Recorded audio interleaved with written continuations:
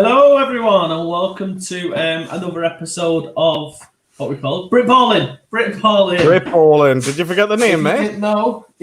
Wrong breast. And tonight we're on for a decent show, I think. Well, I'm actually super excited for this one. We get to talk about the best side of the ball, offense, the one where everyone wants to play. And I am obviously joined by my little angel of the north, my best mate and my partner in crime on podcasting world, Adam Wilkins. How are you doing? I'm good, mate. I'm good. How's things?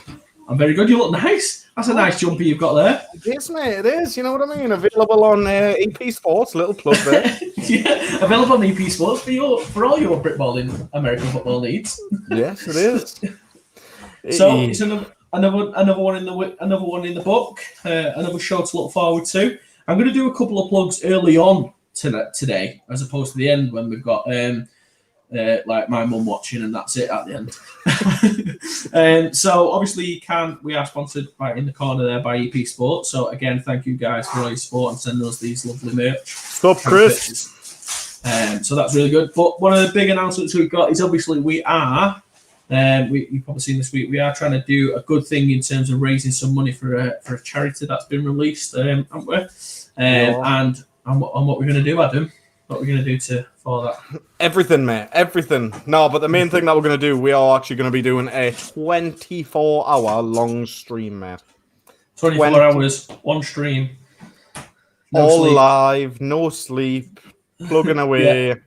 Plugging away. So we are open. So if anyone wants to slide in the DMs and join us, we're going to reach out to most teams in Britball and see if they can come on at some point. Give everyone their 2 or 3 5 minutes. Hi Chris, thanks for joining us. And then we're gonna play some games. We're gonna have some fun. All in a good cause. We're gonna try and raise some decent cash. Now, honestly, if we can get as many people on as possible, I vow that I will be snogging your face off if you can get on, because I would really appreciate it. I like it. And Adam has promised that he's gonna put little balls in his bit. Not balls, sorry, Christmas baubles in your bit. Yeah, I'm getting baubles, man, not balls. Let's get this out there now. I said I was snogging people. I'm not going that far though, right? And we have got a new host on the show, haven't we? We have, mate. We have. It's hibernating at the minute, but my little boy's turned 10, as you can see up here. It's going to be the future of Great Britain American football. And we got him a tortoise for his birthday, so say hello to everyone. This is Essie. She's a girl. She is actually named after SEO Trot. So she's welcome to the show, everyone. You know what? Thanks for joining us. Yeah, thanks for joining us. She's about as pretty as Andre the Giant. Yeah. Yes, I love it. She's I mean, when you showed us the tortoise the other day, like, and your missus was saying how big she was going to grow, I felt for you, mate. Like, I really thought that's going to be. I feel for her because I keep growing. So, last thing she needs is a big fella, a big tortoise. No, she was pulling our plonker, weren't she? If you Google leopard tortoises, they grow to like 20 kilos, and we were shitting it. So, no, she hasn't spread it yet. So, as always, they're not here for us, are they, mate? They're not, mate. They're never here for us. No one cares about our ugly mugs, mate. No. I didn't even bother. Didn't even bother shaving or anything the day because I know no one's going to be bothered with us here. So I just thought. We're joined by 2 fantastic, unbelievable coaches. I'm not going to give them fantastic. I am so excited for this one. Really, I'm really excited for this one. We're joined by offensive coordinator Dan Smith from the Tamworth Phoenix. So, hi Dan, how are you doing? Hi guys, not too bad, thanks. Yeah, good to have you on, mate. So, the mastermind behind the national championship Tamworth Phoenix offense, and I'm right in saying, am I right to say, yeah, Jason grassed you up the other week anyway. Offensive coordinator of GB. Yeah, going forward. Not really done very much with it so far, but yeah, looking forward to getting started with that properly. Yeah. Yeah, I'm sure everyone in the north is also looking forward to you getting started with that. We believe we might have a chance of getting into a team. Well, good players will. And if you ever need a backup, like water boy, like I'm there. I'm happy to help. I'll play water boy. That's a position, isn't it? Yeah, I think so. I might have to find a place for you. Yeah. Well, you heard it here first. That's it. We usually ask for tickets off guests, but you being the water boy at a GB game, there you go. Mate, I'd love that. I'd love it. Our next guest is my the best offensive coordinator I've ever worked for. I'm probably one of the best coaches I've ever worked for. I'm sorry, Dan, I couldn't give you the same accolades, but your GBOC, so that probably says a lot for you. But it's my offensive coordinator, Luke Carlin. How are we doing? You flatter me too much. I'm getting red in the face now already. I feel like I've got a lot to look to. To be fair, we've spent many times gossiping. I mean, talking about American football in and outside of training. So I think it was only. I think a lot of the Titans will vouch that you well deserve to be on the show. I'm with you every Saturday night. Hopefully, I'm taking you away from your missus every Saturday night. That's it, and that's not an in joke, by the way. Me and Luke don't have a relationship. I have to. My family have been through listening to Luke's dulcet tones, so Luke sends us a video every week before game what we have to watch, and if we don't watch it, it's always good if I want my girlfriend to go to sleep. I put that on and she goes to sleep. I tune in and listen to our questions and stuff. So, but yeah, it's always good to have you on, boys. So we're going to get into it. I think we'll go with you first, Dan. It's usually a little bit of a genuine loft here, mate. So how did you get into the sport? How did you get into it? Did you play first? Obviously, we've seen your bio, but just give us a little brief background to Dan Smith and how we got into American football. I guess when I was at school, sort of played a little bit of Madden and some of the video games and stuff, and I'd seen a bit on TV and stuff. But when I went to University of Sheffield, was like the freshers fair or whatever. Thought it was. Told you it wouldn't take long for the dishes to start, though, didn't I? Sorry.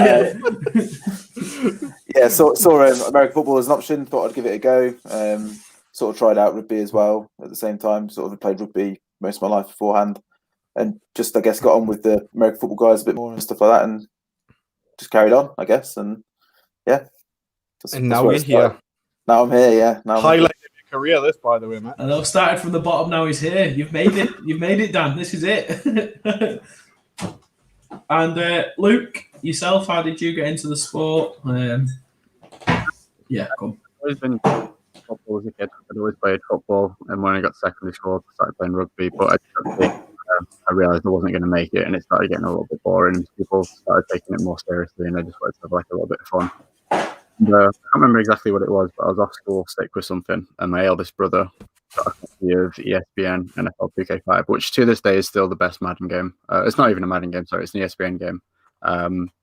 It's still the best American football game. Outside of NCAA, obviously, but that one doesn't really count. We're going to fall out already? The only thing you debate me on is Madden 08, which was a classic game. But outside of that, ESPN NFL 2K5 is the best game. You got rung up, and Matthew Perry and Steve would challenge you to a game with their all-star teams. Like, what more could you want? You had your own crib, you got to decorate it with stuff. It was amazing. You see, you can't go unless you can answer that back. For me, any of the NCAA games is better than any Madden game. Oh yeah, completely, 100%. But if we're talking strictly NFL games, but football though. Let's just keep it a football, and then NCAA is there. We can do. It was the first one where you can create an offense. You're an offensive coordinator. Come on, get it in there. You used to do that on Madden 08. It was great, and you used to be able to make your own one, but it was never quite the way you wanted it to do. I went back a few years ago and tried to make my offense that I run now, and it just didn't work. And I was just like, "Oh, this game's rubbish." Then my offense doesn't work on it. It must be a bad game. Yeah. So obviously you started playing for a bit, didn't you? So we've all got playing experience. Some better than others. Obviously, I do not so much.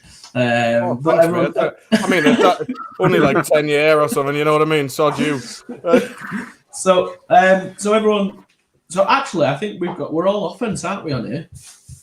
You're a head coach, all offense. Yes. No defense in sight. Oh, it's because we've all got brain cells. That's why.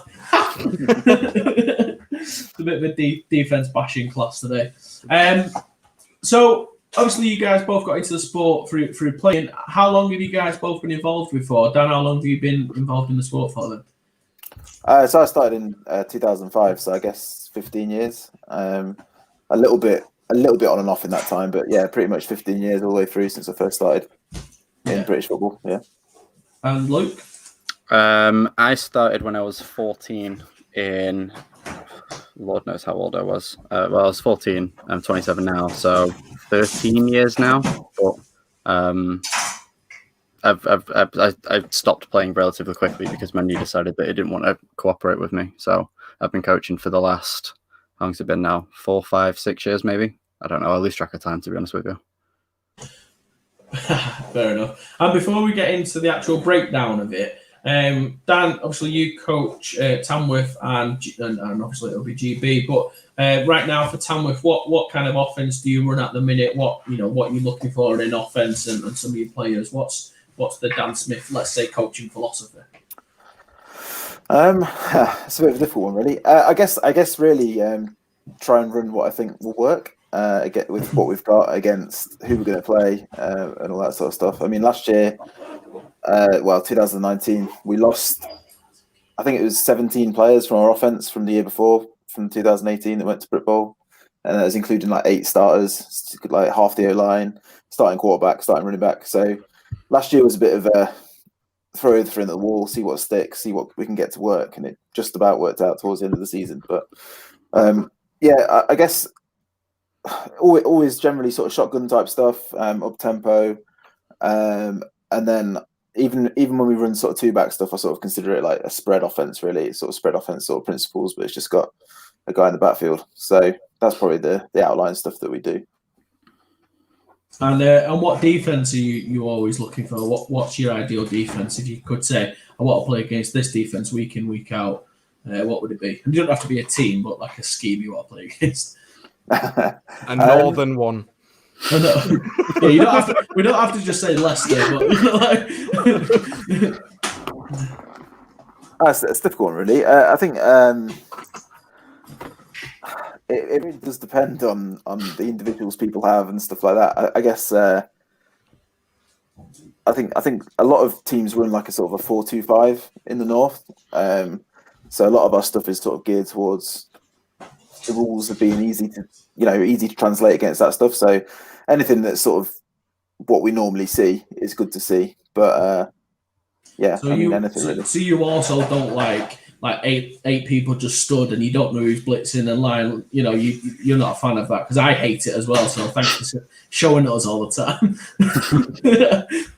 Yeah, I mean, that's difficult to scheme against for sure. But you just got to make sure your rules are all set and all that sort of stuff. Yeah, definitely. Yeah, I suppose when you see it in training, it's then. I suppose you see a good enough mix at training, don't you, to then translate it into games? Yeah, definitely. And Luke, same question to you.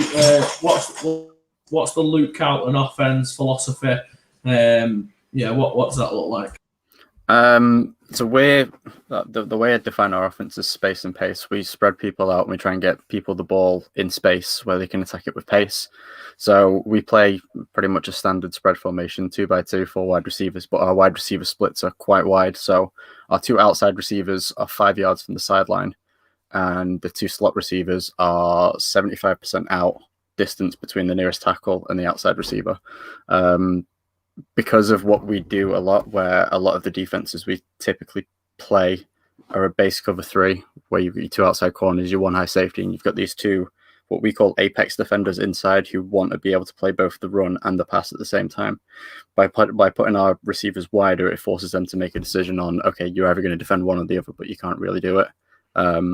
And it puts defenders in a bit of a bind. It puts them in a little bit of no man's land. Same with the single high safety. We want to isolate defenders where they've got to make a decision based on, okay, am I going to do this or am I going to do this? And whichever decision they make, we make them wrong. Also, we like to try and separate the field. So we've got a field side, we've got a box, and we've got a boundary where we'll have the field side will be the wide side of the field, and we'll cut that as a third, and we'll have the box, and we'll isolate that, and we'll cut that as a third, and we'll have the boundary side, we'll cut that as a third, and we can use it that way because of the way we're spaced out to isolate defenders a lot easier, or identify which one of the thirds we've got the biggest advantage. So if we've got a 6-on-6 in the box, we'll take the 6-on-6 in the box. We'll leave one of the defenders unblocked. We'll run it up the left side behind Googie. We'll get a couple of yards every time. Or if they start bringing guys into the box, then we'll throw it out and we'll take a 2-on-1 outside, or we'll try and avoid a 3-on-2 to the outside. But it's all about the maths and the space and the pace for us. To answer that one, the defense we want to play is a bad one. Love playing against a bad defense. No, but the defense that we're probably most accustomed playing is a forefront. It's just the one that I think is a lot easier to scheme up against in regards to our offense being a gap-based scheme where we like to identify gaps that we want to run through. When we're playing against the 3-front, it makes it a little bit more difficult in that every gap's open at the point of the snap, but the second after the snap, it makes it a little bit harder. But I think in the last year, I think we can point to Sheffield last year as a point that we really identified, we can just send 3 guys on the nose tackle driving back 6 yards and we'll take 5 yards every time that way. It just makes it nice and easy. Yeah. No, yes, I suppose there's, like I think what you both alluded to there, every defense has its downfalls and pitfalls, doesn't it? And that's the best thing I think about the game of American football as a whole. It's that constant chess match. I always refer to it as the Harry Potter scene, where the chess match, but they're all killing each other. Mm-hmm. Like that for me is American football. That's all it is. It's just strategic killing each other, basically. Bit of wizard chess going on, is it? Is that what it is? Yeah. You're a wizard now, Harry. Theo wants to see, give me one high press coverage any day. All right, okay. He wants one-on-one. He's played a lot of Madden. He wants to put his outside receivers on the route. I was going to say that's a receiver all day. He wants press coverage one high because he's just saying, just send me on a fly. I'll go deep. Yeah, I got you, coach. I can do it, coach. I think Marcus might have been reacting to the Leicester comment. Sorry, Marcus. Sorry, Leicester. So I think it's probably best that we jump into it. So obviously the theme of the show really is we're not going to pit you guys too much against each other, whilst I would love to do so, and it's fun because it's Tamworth and Manchester. We'll save that for the season. But really what we're going to do is Luke's going to go first in terms of going to take over the screen a little bit, and you're going to break down Tamworth's defense. Is that right, for how you would scheme against it? So you're just going to show. Is that right? Get your pen and paper ready, Don. I'm going to do my best. It's I feel like I've got the hardest job here, honestly. Yeah, you have. Yeah, we had Jason on a couple of weeks ago. Yeah, you've not got an easy job, so. Yeah, I was going to say I've really been put up to the task here. I suppose you've done it before, so go on. You can have that. So I think I can speak for Dan on this one, that we both had the same trouble in that neither of our huddles are both active, because why would we pay for a season that we've not had? So we had to throw together a little bit last minute of getting everything that we would want from huddle, but not really. I was quite fortunate in that I had to put together a highlight video for Corey. Speaking of Andre the Giant, so I actually had our offensive clips. It's a shame he's a snail. I hope I've muted it because the commentary from the cameramans it's lovely, but it is very loud as well. So we're not PG. Don't worry about that. It's my favorite thing is getting film from other teams and listening to someone who's commentating and just listening to what they say about us. I think there's a clip where we were on like speed and he goes, "Oh, that's a bit spread right for speed," and I was like, "Yes, good on you, lad." So. I mean, Dan will probably be able to correct me on this one, but the theory that we had is Tamworth always pretty much run the 3-4 that I know Jason's got from over in America, and he's sort of made it his own, and it's an absolute nightmare to go against. But the theory that we sort of had is that 3-4 worked really well, but then when it came to the London teams, as in the Warriors, who were able to go I formation, just pound it down your throat, I mean, Jason will probably be able to correct me if I'm wrong on this one again, but I think that's the reason that Tamworth switched to the forefront this year, as well as having an absolute abundance of horrifying defensive linemen who were a handful every single snap. They wanted to. I felt that what they wanted to do was create a little bit more pressure up the middle, or have a little bit more force on the defensive front, just to mean that they couldn't isolate a run game and start it going. I know in the second game against us, Jason did switch back to the 3-4, which was nice, having to prepare for a completely different defense than the one we played in. But I guess that's kind of what you get. Breaking down Jason's defense is horrible. I remember the first time we got into the Premiership, I think we got, Dan very kindly put 60 points on us both times, which is nice introduction that for us, opening game of the season. We're like, yeah, let's see what this Premiership's like. And Dan was like, nah, mate, nah, you're not ready for this. I think we scored in the fourth quarter, so we didn't get shut out, which was very kind. We still had our starters in the fourth quarter, though, because we were desperate to score. So a lot of what Jason's base philosophy is, or a lot of what Tamworth's base philosophy was causing havoc through different types of stunts, causing pressure, making sure they get into the backfield, and just causing confusion on the offensive line. I remember the first couple of years that we had to game plan against it, the amount of time and thought we had to put into, okay, how do we adapt our blocking scheme for this defense? It became a little bit of a nightmare. What we ended up going with this year, or what ended up being our game plan for the first year, was to just go at pace and to try and get plays off as fast as possible. One of the very nice things about going against someone like Jason, who's been around a lot, is that there's a lot of times that he gets invited to talk at BAFCA conventions. And those BAFCA conventions are still up on YouTube, so you can go through and you can. One of the things you said, which has always stuck out to me, was that he calls his plays based on what formation the offense is in, and he'll wait and see what the formation is in. He'll wait till they break the huddle, he'll wait till they set up, and then he'll call his play based on the back of that. So what we do as an offense is we line up and spread every single time. So we'll line up, we'll signal the play in, but our guys will be lined up in spread. We won't huddle. We'll try and go as fast as possible. And then we'll either motion over to trips, or we'll send a motion. So we send a jet motion, or we send what we call a leak motion, which is when our receiver runs all the way across the formation. We snap it and he runs out into the flat or something like that. Just something that means that if there is a call in place, then it's up to the players on the field to be an adjustment or to communicate within themselves. And anytime you're asking players on the field to communicate, there's always that chance of a miscommunication, or someone doesn't get the message across, and then there's one person who's in the wrong place at the wrong time, and then all of a sudden we have the advantage. I think as well for us is we've got a lot of players who played in our offense for a long time who we're capable of going up tempo with very fast. So it's not something, if I was going into an offense for the first year, that I'd be able to say, okay, we're going to go and we're going to try and get the ball snapped off in 15 seconds or whatever. It's something that we're very fortunate with, and I believe that every single person who's on the field right now has been on offense at least a year. Yeah.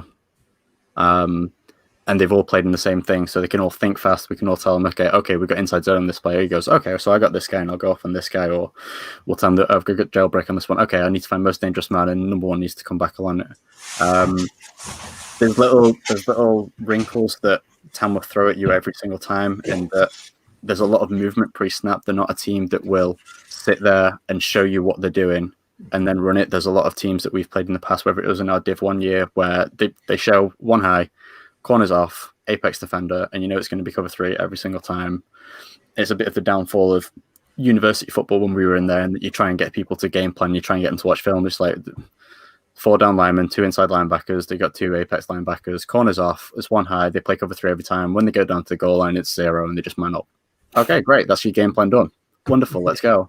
It's hard to get that ethic into people, but I feel like the Tamworth week's always great for us, because it's always something where it's like, oh, let's see what tendencies what we can spot. Let's see, okay, when this guy comes down here, does he blitz or does he back off? Or are there anything that we can pick up on? So if we go into trips, is there anything specifically that a cornerback would do to show, oh, he's coming down into press and they're playing cloud, or oh, he'll be off? And there's also a lot of stuff that we'll look at and we'll just be like, I don't have a clue what he's done there. I don't know what that defensive call was. They were everywhere. There was no correlation, and we'll just be like, find space. A lot of our offense is based on option routes, which makes my job a little bit easier. In that if I can't tell them exactly where they're going to be, I'll just be like, just go find the space. You've got like a 5-meter radius either side of you. Go that way if it's open. Go that way if it's open. Works either way. A lot of what we tried to do in this game, going back through it, I'll show our sort of our play calls in this one. A lot of what we did was based around inside zone, in that I think because we're a gap-based team, in that we'd like to be able to identify gaps pre-snap and be like, okay, we're going to run through this one. So if we've got a pulling guard, you're going to pull, you're going to hit up A, you're going to go get the play side linebacker. I think we were a little bit tentative around that going into this game, in that we knew that Tamworth did a lot of stunts, and there was a lot of times that gaps would be open, and then all of a sudden it's not open, and you just need to be able to adjust to it. So we identified that inside zone was our bread and butter play. It's the simplest play to run, and it's always able to be adjusted. So if someone does go into another gap that we're not expecting, we're still able to drive them back, or we're still able to get a gap. We're still able to get it down. I think the best thing about inside zone as well is that most of, if not all of our play action plays go off of inside zone. So there'll be some examples later on. I made some notes with little colours because I'm weird like that. There's a couple of plays where we would have done something and we would have spotted something where it's like, okay, so when we do inside zone and we run it to this side, this linebacker comes down a little bit more aggressively, as opposed to if we do a play action on the other side. There's a point where we threw an interception and then we came back later. I called the correct call this time. I think we scored a touchdown off of it. But yeah, so we decided that inside zone was going to be a main play that we were going to do, and we said that trap was going to be another one that we did, because traps, again, is something where we can just shove everyone down the line. It still means we can pull a guard, we can isolate the M-man on the line of scrimmage, hit him on his inside shoulder, hopefully get a couple of yards up. So within the first 3 plays, I'm not someone who scripts plays. I've never been someone who liked the idea of scripting plays. It was just something that never quite seemed natural to me. So I like to go off feel. I like to know in my head, and if I've done my game plan correctly, I'll know already, okay, these are the plays I want to do, and I'll be able to react on the field. I feel like there's no need to limit yourself to a game plan. There's no need to limit yourself to a script, I should say. When there's certain things you can see and just be like, oh, okay, I'll just do this. Also, I'm quite an impulsive person, so I know I'd just go straight off script after like 2 or 3 plays. I'd call them and I'd be like, I know I need to set these up. I'll do them later on, but I just want to get the ball and I want to score points right now. So yeah, the passing plays that we did, we liked stick a lot. Stick was something that, again, for us, from our spread base, our stick has a post sit from our number 1, and number 2's got a hitch with the option to go back out as well. I think we'll show it here. So our number 1's come up, does a post, sits down, and then he's got the option of going back out. And our number 2 comes up, does a hitch, and he's got the option of going back out again. This one, it was a nice little present from Jason in the first play of the game to send the cornerback on the blitz. That was nice. But yeah, we tell our guys to find the space, and then once they're there, they can either sit or they can go back out.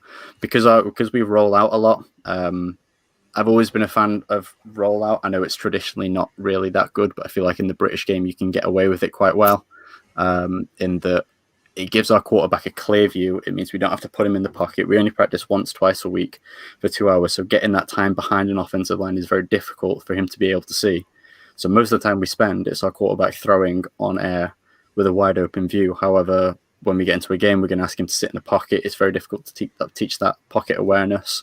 Unless you have someone like Pat Daly, and then you can just say, hey, Pat, just whenever you see a lane, go. And then he goes, and it's like, oh, look, Pat did Pat things.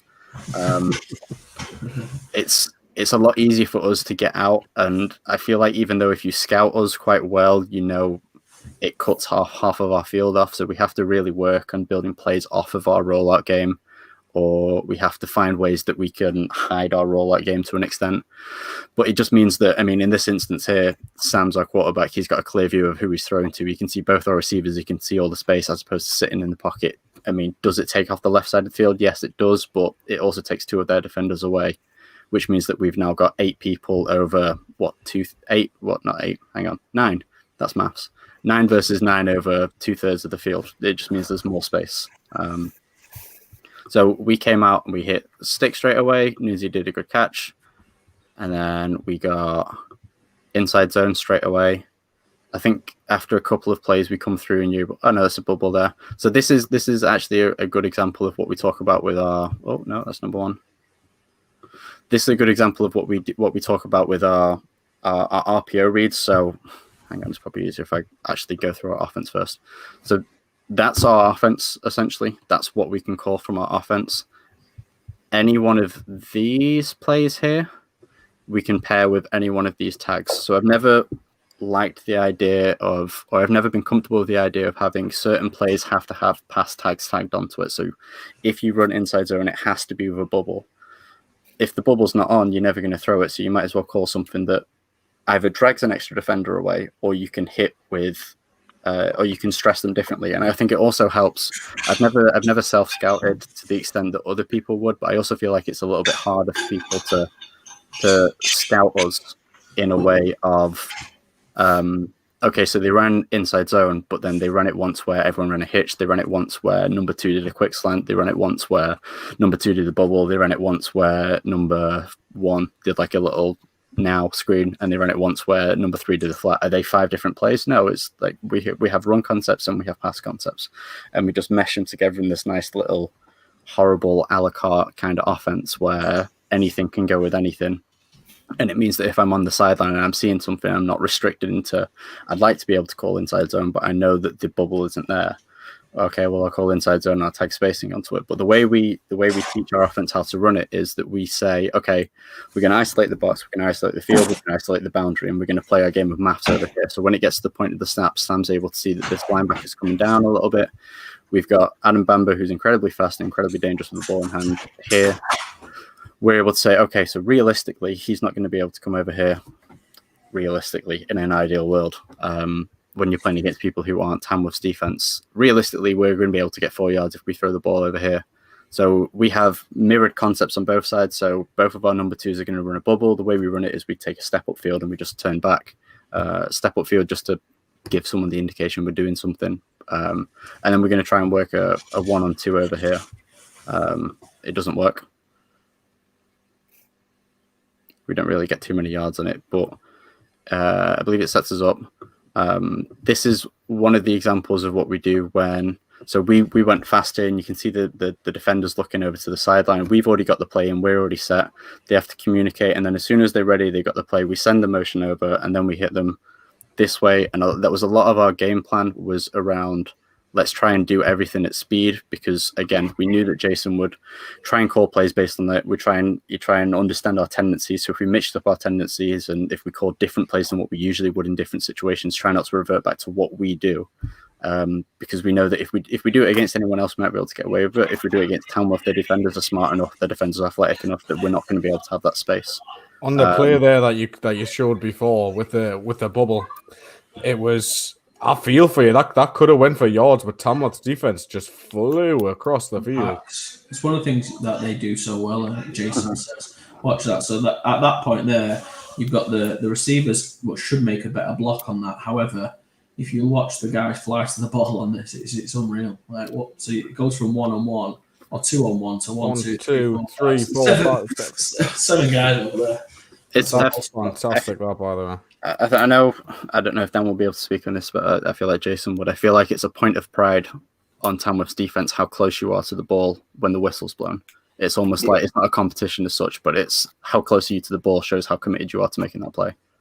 Yeah, I think Jason has a comment. How close you are to the ball is your value to the team, or something like that. And in his Havoc Bible, as he calls it. So it's the kind of thing that I feel like every other unit in Britball is trying to mimic, is what Jason's been able to do with Tamworth, especially what he's been able to do with the defense. And they have an identity. They've all bought into it. They all understand what their job is.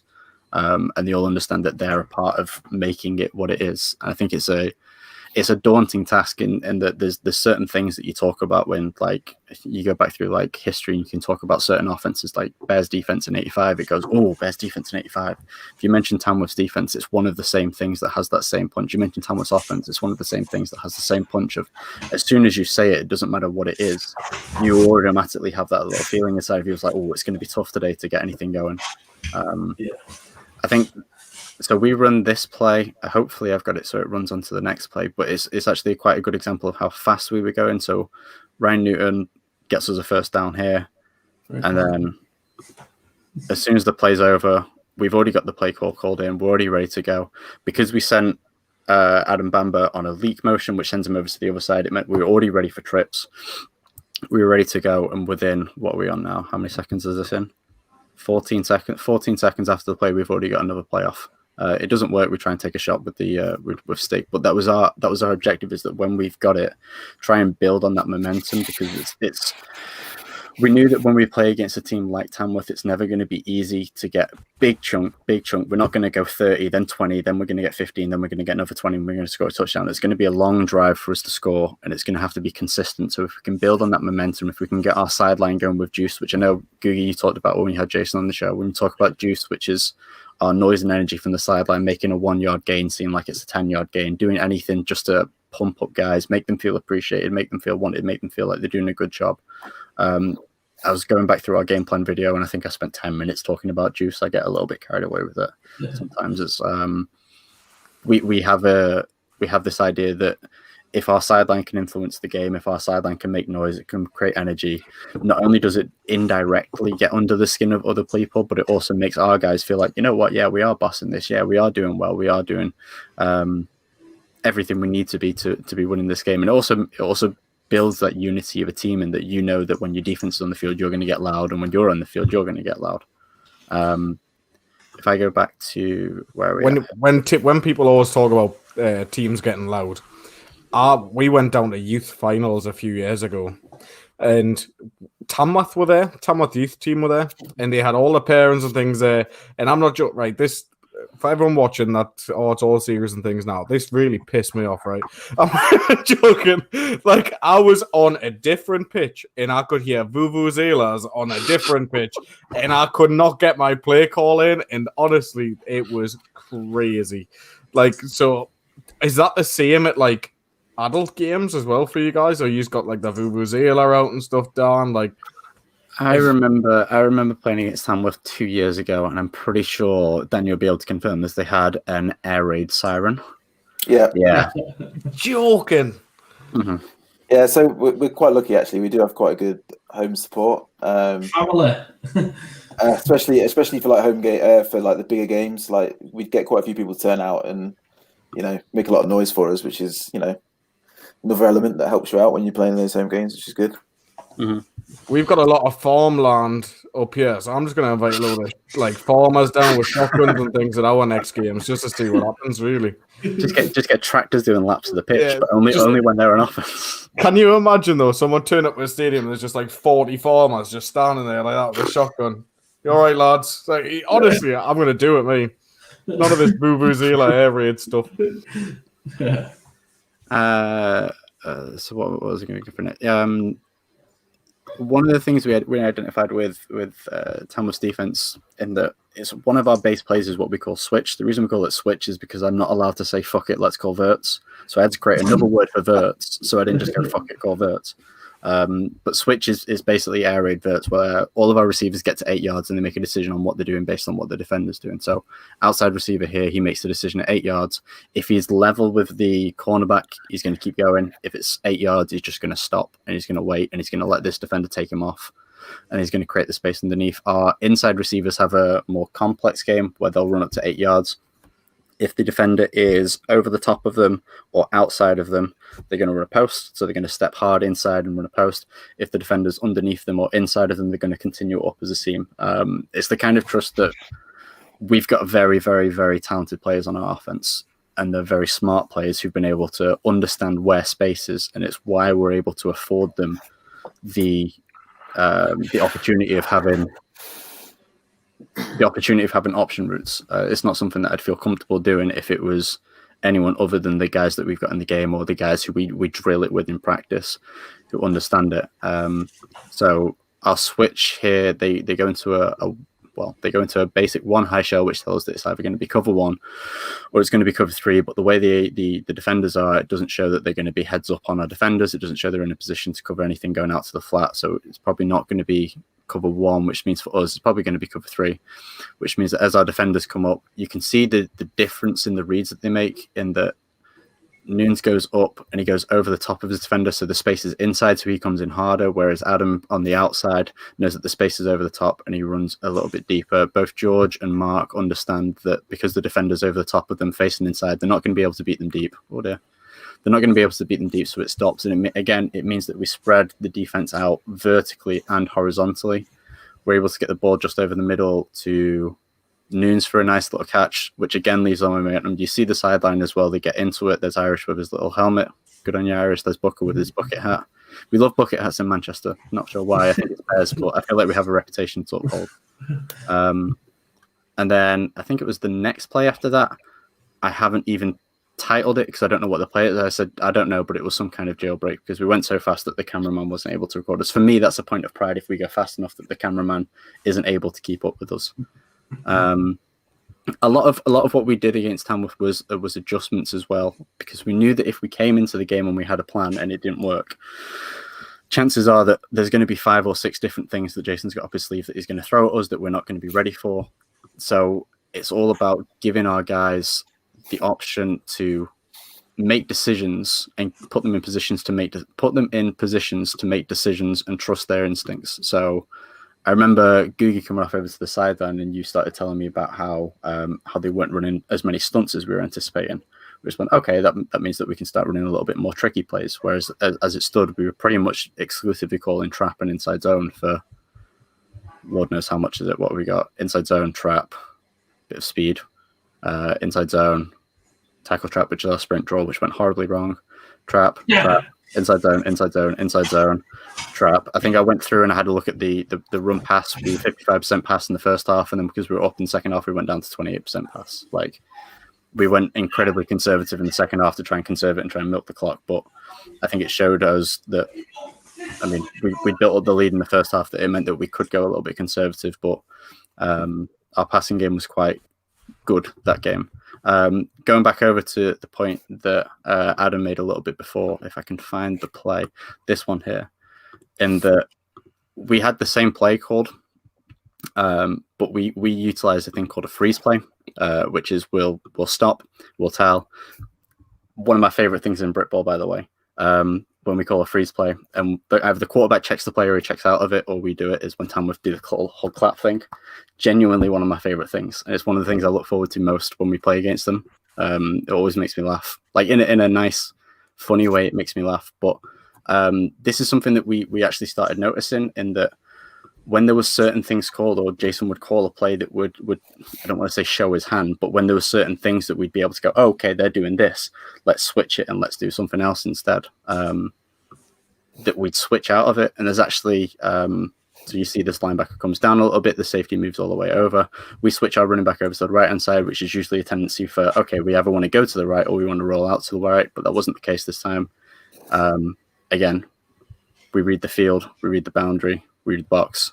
Field had the more advantage this time, so when we ran it, we were able to throw a better pass out to the sideline here. Marks gets a decent block, and that's the kind of play that we wanted the first time we ran it, but we didn't get it. But then we trust our players to be able to go back and do that, and we trust our players to go, you know what, it didn't work the first time, but we have faith that if we can execute this, then we've got a good amount of yards.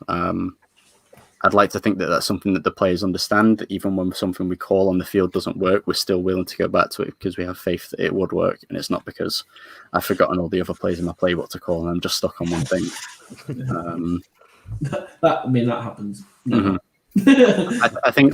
I think everyone else from the Premiership North would know how difficult it is to game plan against Tamworth, because there's so many moving pieces, and there's so much more complexity in their play calls, in their stunts, in how they align, in what they show and what they actually do. It makes it so much more difficult. But what we found success with was, okay, we're going to give ourselves as many options as possible. So when it comes to the game of chess that we were talking about before, we've got the ball, so we're going to be the last one to move that chess piece, and we're going to be the ultimate deciders of where the ball goes, what we do, and how we go about it. And I feel that was one of the things that we really did well that day, is that we made the right decisions.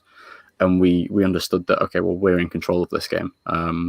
When we've got the ball, we're deciding where the ball goes and certain things that we do. And it also comes with having experienced players on the field that can show, okay, so when we did this, they came down into this. So how about next time we do that? We come out and hit them. There was a play in I think it was the third quarter, I want to say. Let me see if I can find it here, because I know it went to George. There we go, 66. When we started going into trips a little bit more often, what we found is that the cornerback came down a little bit more aggressively into the flats, almost in a way to try and bump our number 2 receiver. So when we moved over, comes down to try and bump our number 2. So what we told Sam was that, okay, when you get the ball, if you see that guy come down, just throw it up to George, and George does George things and caught it. The referee said it was in. That's the only thing I'm going to say. I'm not going to look closely at this line and think that the foot is closely on the line, but the referee said it was in. No, but we were able to execute incredibly well on the day. We were able to continually move the ball down the field, to the point that going back over the game, I was actually quite annoyed that about what we did in the second half. that we got into the red zone quite a lot and we squandered a few too many chances, I thought. And I know conservatively you'd be in a position where it was like, okay, we're in a position where we can beat Tamworth. Okay, let's go conservative. Let's milk the clock. Let's not give that offense any more time than they need. Let's like milk it down as much as possible and let's go from there. I think that's something that hindered us in the second game as well, to the point that we got a little bit more defensive in the second half. The torrential Manchester rain didn't help, but let's not talk about Manchester rain. But we got a little bit more defensive. But I still feel like in that game we went down. We did score on one of the final drives of the game, but we got called back for a holding penalty, which I didn't say anything then. That was you, buddy. Yeah, it's actually a shame that we don't have film of that game because I thought that was a really good game and that was one of the most exciting games that I've personally been a part of, and it felt like a proper back and forth, and it felt like there was proper momentum swings. There was points in fact there was a play from this game that we did. What was it, 47? Whenever we run a jet sweep, we hate running jet sweeps. We're bad at running jet sweeps. We don't like running jet sweeps because of how wide our receivers are. We can never get the block off in time. So whenever we run jet sweeps, we only pretty much run it as a setup play. For this, so we'd run. How many times did we run jet sweep here? So we got jet sweep. We got 1, 2. Where was it? 2. So we'd run it 2 times before. So we'd shown it enough times. But the main reason we run jet sweeps is so we can get big plays off the back of it. Because one of our favorite plays is running a jet sweep, faking the jet, faking an inside run. Because we run a fake jet sweep and run more times than I know. And then we try and hit a receiver over the top. But what we did this time was we called a fly, which is essentially the outside receiver runs a short 5-step hitch. Inside receiver runs a slot fade or a slot fly. But because we'd ran the jet sweep so much, you'll see that the safety comes down. You'll see that people start having eyes in the backfield. And then all of a sudden we got to a point where, not this one. Let me get a nice little freeze frame for us. Where if we hadn't called fly, which is where the outside receiver runs outside, and we'd run it as switch, where he runs inside, we would have scored a touchdown. And we actually set this up very well in the second game that we played against Tamworth, and that we continue to set up that jet sweep, knowing full well that we had no intention of ever getting yards on a jet sweep. But then we called it, and we actually hit Adam on a nice little seam straight up the middle. But I remember exactly coming off the sideline, Sam said to me, "It's like if we called that a switch, we'd have scored a touchdown." I was like, "Yeah, I know this." It's one of those things. The defender actually makes a pretty great play on it, actually. It's always easy after it's happened, though, isn't it? In hindsight, we'd never call the run play. We'd always get yards. We'd always score touchdowns. It would be... If my auntie had bollocks, she'd actually be cool. You know what it is? I love it when players come up to us afterwards and like, if we had called it this way instead, we would have scored. And I'm like, no, if you had just got your block instead, we would have scored anyway. So crack on. That's not a problem, that Titans missing blocks. We're good. Wait until we see the footage in a second, son. Where are we? So we're on... The last thing I want to talk about was in that we like making mistakes and learning from mistakes on the sideline is something that I remember someone telling me that when you make a game plan, the game plan's only good for the first half. After that, you need to be able to adjust on the field. Because if you have the same game plan and it's not working in the first half, you can't stick with the same game plan. You have to be able to adjust. So our favorite play is switch, if anyone hadn't guessed. We love switch. It gives us so many options. We're very successful at it. We've got a great O-line who can protect. There you go. There's your plug for you, Google. We've got a great O-line who can protect. It's built off of all of our run plays, and that all of our run plays look the same. But what we did by mistake on this one is... I think it was. I think there's a play where I can't remember exactly what it was, but we'd run switch before, so we always run switch again. But what we did this time is we had the running back on the left hand side. Now, when you've got the running back on the left hand side, as this linebacker, if he's running to this side, you can play it a little bit more patiently. They have got a stunt called here where they've got coming into B, coming into A, and they've got the linebacker looping around. It's a very good stunt. If we ever roll out to that side, we get screwed by it almost every time. But because the linebacker sits a little bit off here, and because it's a play action and our line's going backwards, he's got no reason to bite on it, and then the linebacker's in a nice little position to pick it off. But we get down into almost an identical position a little bit later. If I can find it, where's Pop? There we go. I didn't even look at the number there, 41.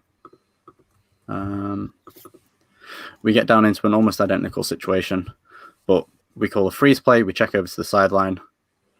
we switch the running back over, and it brings a little bit more pressure on the inside linebacker. We're a little bit closer to the goal line as well, to the point where he bites up, and then we can hit the same play essentially over again. But it's a lot of what we do is we have an idea, and if it doesn't work the first time, it's not going, let's scrap that up, let's get rid of it. Like, let's go right back to it and let's go again. But let's make a little bit of a tweak that puts a one defender in a little bit more of a compromising position. I did see Sam put something in about an interception that Ben Davis made, which is still it's a very annoying play. What are we on here? 25. So for anyone who wants to know what playing against good defenses is like, this is Ben here, I believe. We're trying to throw a hitch to George on the outside. It should be open. It's still open. And he just makes a dive and a pick. Sam came over to the sideline. I was like, yeah, absolutely nothing wrong with that. It was the right read. He just came out of nowhere and got it.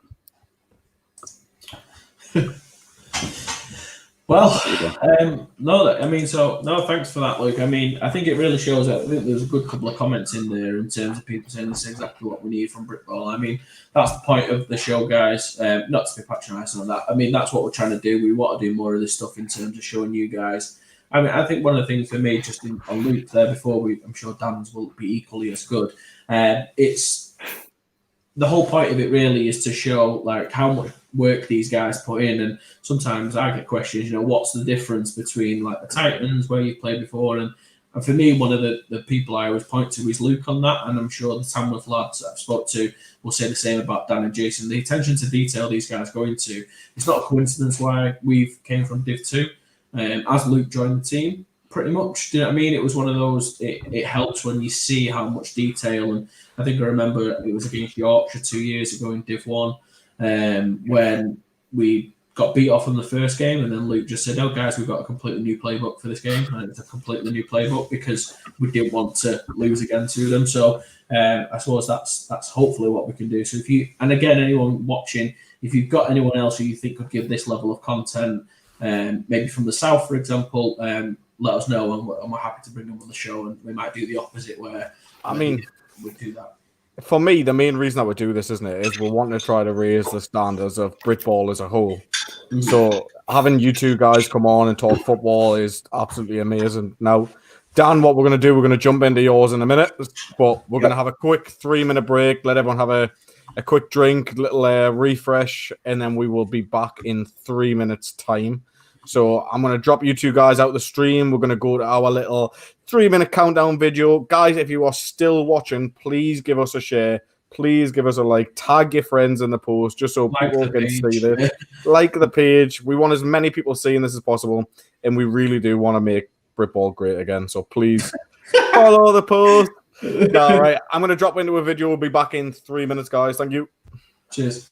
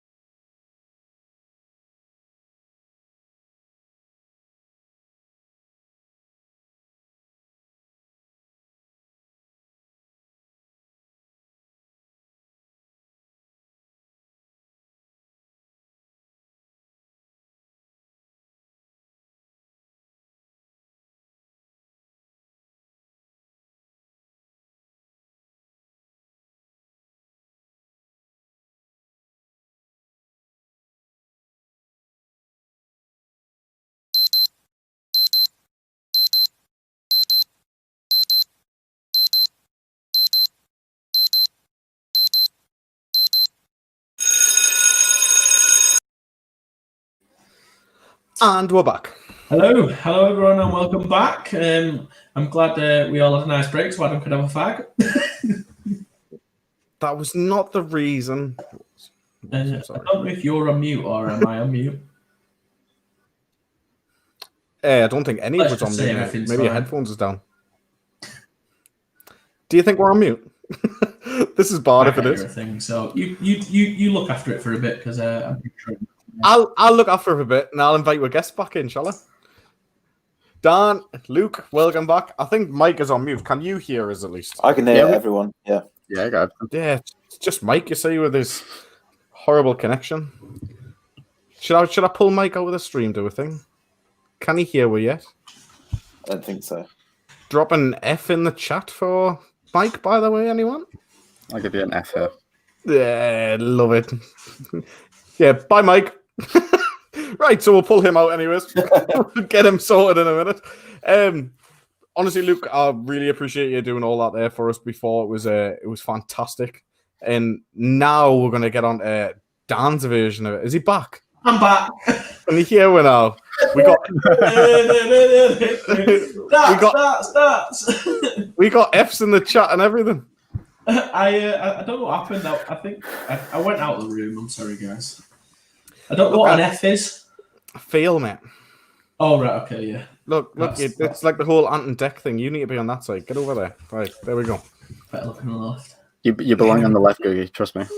Yeah, left side left. Did play right guard for a little bit, so yes, thank you. Dan, have you got anything you would like to share with us? If so, you can obviously related to football. You can share anything if you've got any issues. This is a safe space. I don't think there's enough time for that. Okay, cool. Yeah, so following on from what Luke was saying, thankfully I don't have to prepare for Jason all season, basically. So that's pretty good for me. Generally, I was just going to go through my sort of process, I guess, for what I look for when I'm game planning for teams, and then just go through a little bit about what we do. This is actually from the 2018 season because, as Luke alluded to earlier, I've lost my access to Huddle at the moment, so I've not got any later film, and this is all the stuff I had backed up. So this is when we were better anyway, so it's easier. While we're here, Dan, yep. Huddle, if someone's watching, well, probably not. So out, man. Come on, look what we're doing for the British game, yeah? Pull your finger out. In fact, watch game film. If you're watching as well, Huddle's trying to sort us out. Give us a better deal. We literally go through whoever's cheaper. We're really easy like that. So generally, what I'm trying to do when I first start to look at film is, as Luke said earlier, it's really basic stuff. Just look at what alignments teams have got. And generally what I do is I keep a notebook. So here's an example of my notebook. There you go. I'll just go through, jot stuff down. And I generally try and sort of build a narrative in my head of saying, right, this is what they're doing, this is what they're doing, until that breaks, and then work out why it's broke if there's a certain reason for that, certain down distance, area of the field, stuff like that. So generally here, if you look at Manchester here, you can see that the corners are about 6 yards off. This guy is 18 yards off the line of scrimmage, something like that. You got 4 down linemen. Now, obviously, it's quite difficult to see what shades are in here, but you sort of bring the film forward. You can sort of see that this guy's in a 1 technique because the centre picks him up. Probably guess that guy's in a 3, but it might be a 2, something like that. You got a guy out here who's head up-ish over the slot. He's not quite. He's a bit more than an apex, so he's a little bit further out. He's almost head up on the slot. So with this, it's either going to be cover 1 or cover 2. Because this guy's lined up inside, my first instinct would be cover 1, but I think that's just something that Manchester do. I think they are in cover 3 here. And then you've got 3 linebackers inside the box. So there's 1 guy extra than the gaps there are. But that's okay. So you can see none of these guys actually blitz, but they're all playing run, the linebackers. And we basically end up RPOing this guy because he turns his shoulders inside, and it's about through from Patrick. But otherwise, could be a touchdown on the first play if we get that off. But there we go. So on to the next play then.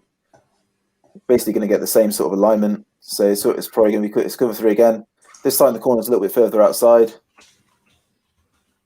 Converts a little bit more like it's going to be a cover 3. We cut him, which is nice. And so you love to see that, don't you? You love to see that. In terms of what we're trying to do look for up front, is there any guys who are starting to like show up on film? So Manchester, I've got a couple of good D linemen, and you can see here that they're starting to get good penetration here. We're starting to struggle with that. So if this was a game I was game planning for these guys, you start to say, all right, these guys get upfield quick. We need to make sure we're stepping quickly against these guys. We're aware that these people are game changers. Unfortunately, on this film, I can't really see numbers very well, but you try and work out numbers, where they're aligning, what side of the pitch they line up on. So now up here, probably could have thrown that ball.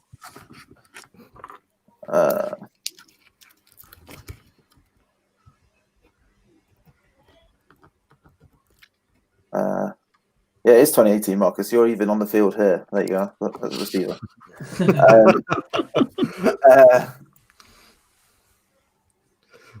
Okay.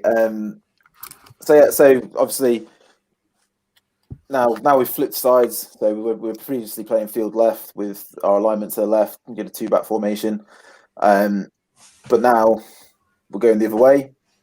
But the defensive line techniques haven't really changed. This guy's still more inside. This guy's more outside. So that suggests to me that they're playing more of a right-left type thing rather than necessarily a strength based on our alignment. So that's something that you can look for there. As I said, like if this guy is a bit more of a 3, might be a 2, but it's hard to tell from the film. This guy's a bit of a spare guy. So if we were to move a guy out of the backfield, then I'd expect this guy to be the guy that goes out and covers him, or everyone shunts across to sort that out. Because if you've got a 1 technique here, you're gonna have to have somebody in here if you want to be gap sound. This is a favourite play of ours.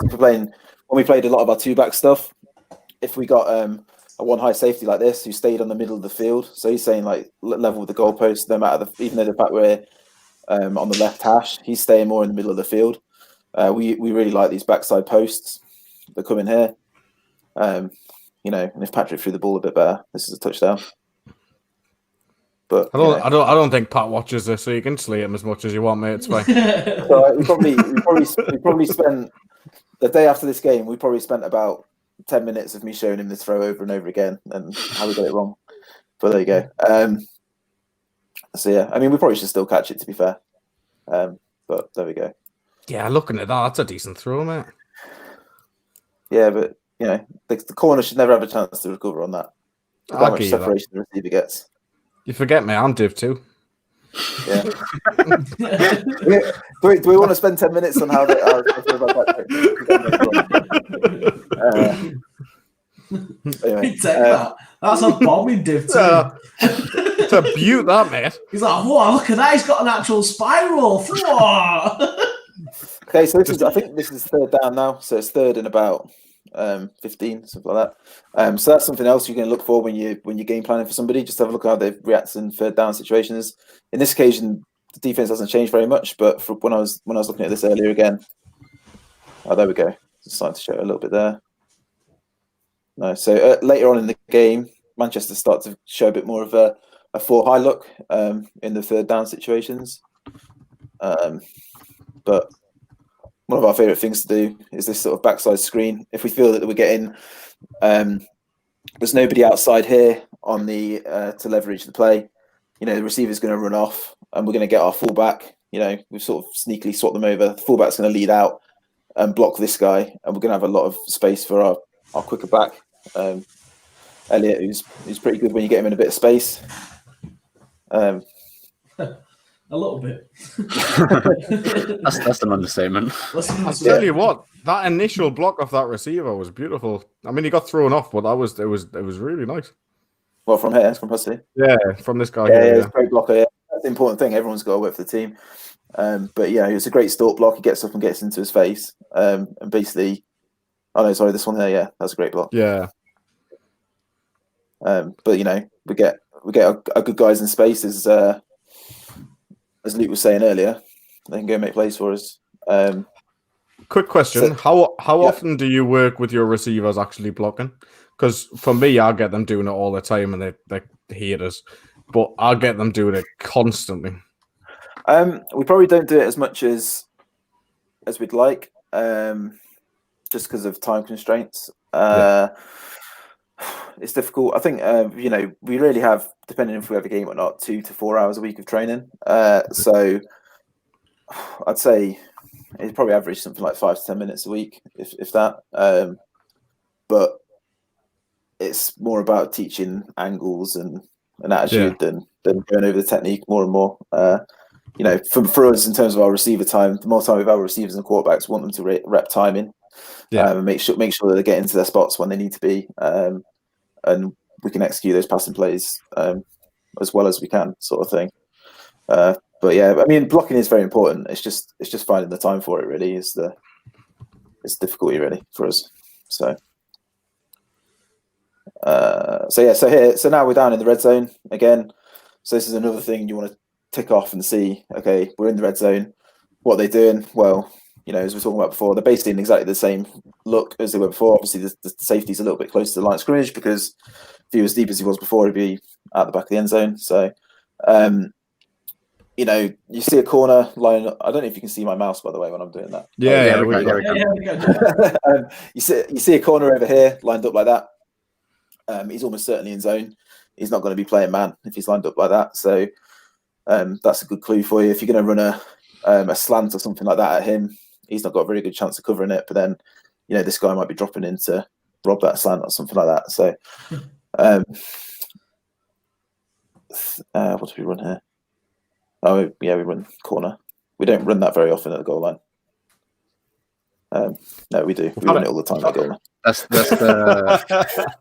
There's been times when we were playing at Lancashire. There's times when we'd get down to the goal line. We knew that it was going to be that snag corner combination. We'd be shouting out snag corner, and you'd still run it and you'd still score on it because I mean, yeah, I think we played Lancashire once and we scored 5 times on it in the same game. I think I was there for that one. We'll make sure we hide this from anyone at Lancashire at the moment. So no offense gets taken. But you know, they're targeting you boys. They are targeting you boys. We've got Titans on the show. They won't be watching you. Right? We've had this question come in. Ask the coaches what the reasoning behind AG for Knicks with a 2-back set in Manchester going 4 wide. What made Dan attack Manchester with 2 backs? Was it the personnel, game planning, or was it a bit of a mixture? If it was just our scheme at the time, really, was we were our 2-back base scheme. We liked running out of that look. In terms of playing in the north, without trying to sound too big-headed or whatever, we were like the dominant team. So putting more people in the box and running it down people's throat was what we tried to do. Generally, when we play against the Warriors and Blitz, we play a lot more spread and spread teams out and try and create more space that way. Just because they have such a big size matchup against us in the box, it causes us problems.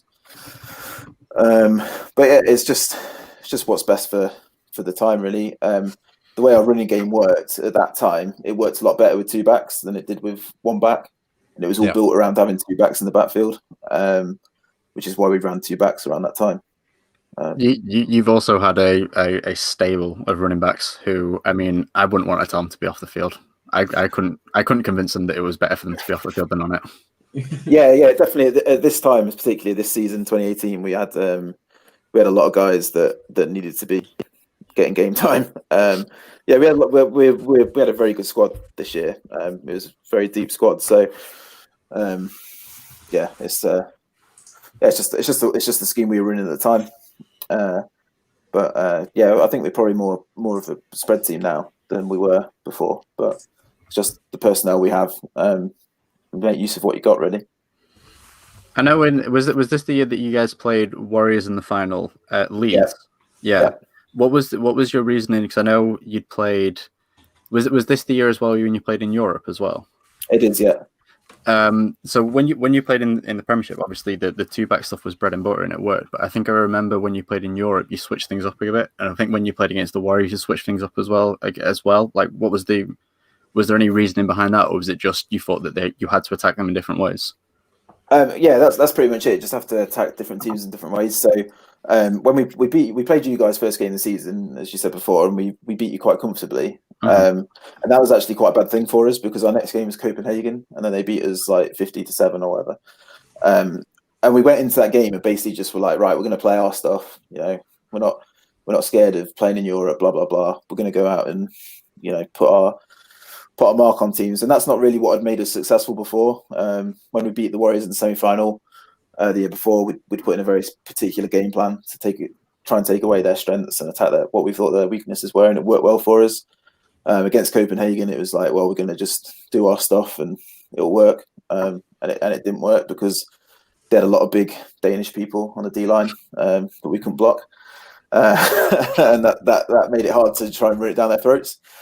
So generally, one of my philosophies is if we're smaller up front, then we try and spread teams out.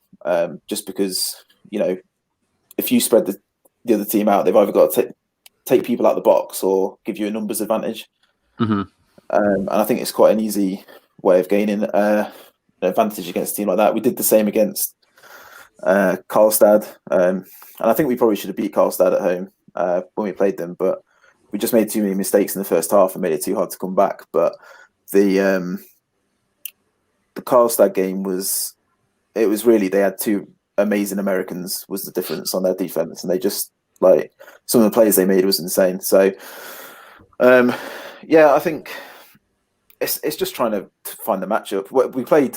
I thought I made a mistake in the final this year, 2018 year actually, and against the Warriors again, we played pretty well against the Blitz in the semi-final on offense, and again sort of thought, well, we're just going to go out and do our stuff against them without putting a real particular game plan for them, and I think it made us have a bit of a slow start. And when we switched to our more Warriors game plan, we had a bit more success. But yeah, it's difficult. It's difficult. You got to try and find the balance between changing everything you do because the opposition, and also not just doing what you do normally because they're going to just stop that. So yeah, I'm not sure if I answered the question, but there you go.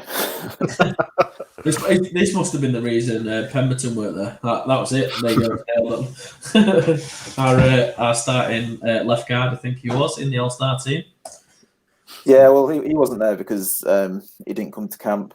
That's why he didn't go to Copenhagen. So, well, there you go. That's lesson learned there, David. Left out that detail, didn't he? I know. Yeah, well, they'll be shooting your shot, but don't talk shit to your offensive coordinator. And David's looking for a new team. So yeah. All's forgiven now, Dave. Don't worry about that. That's fine. It's noted though. It's never forgotten, but it's forgiven.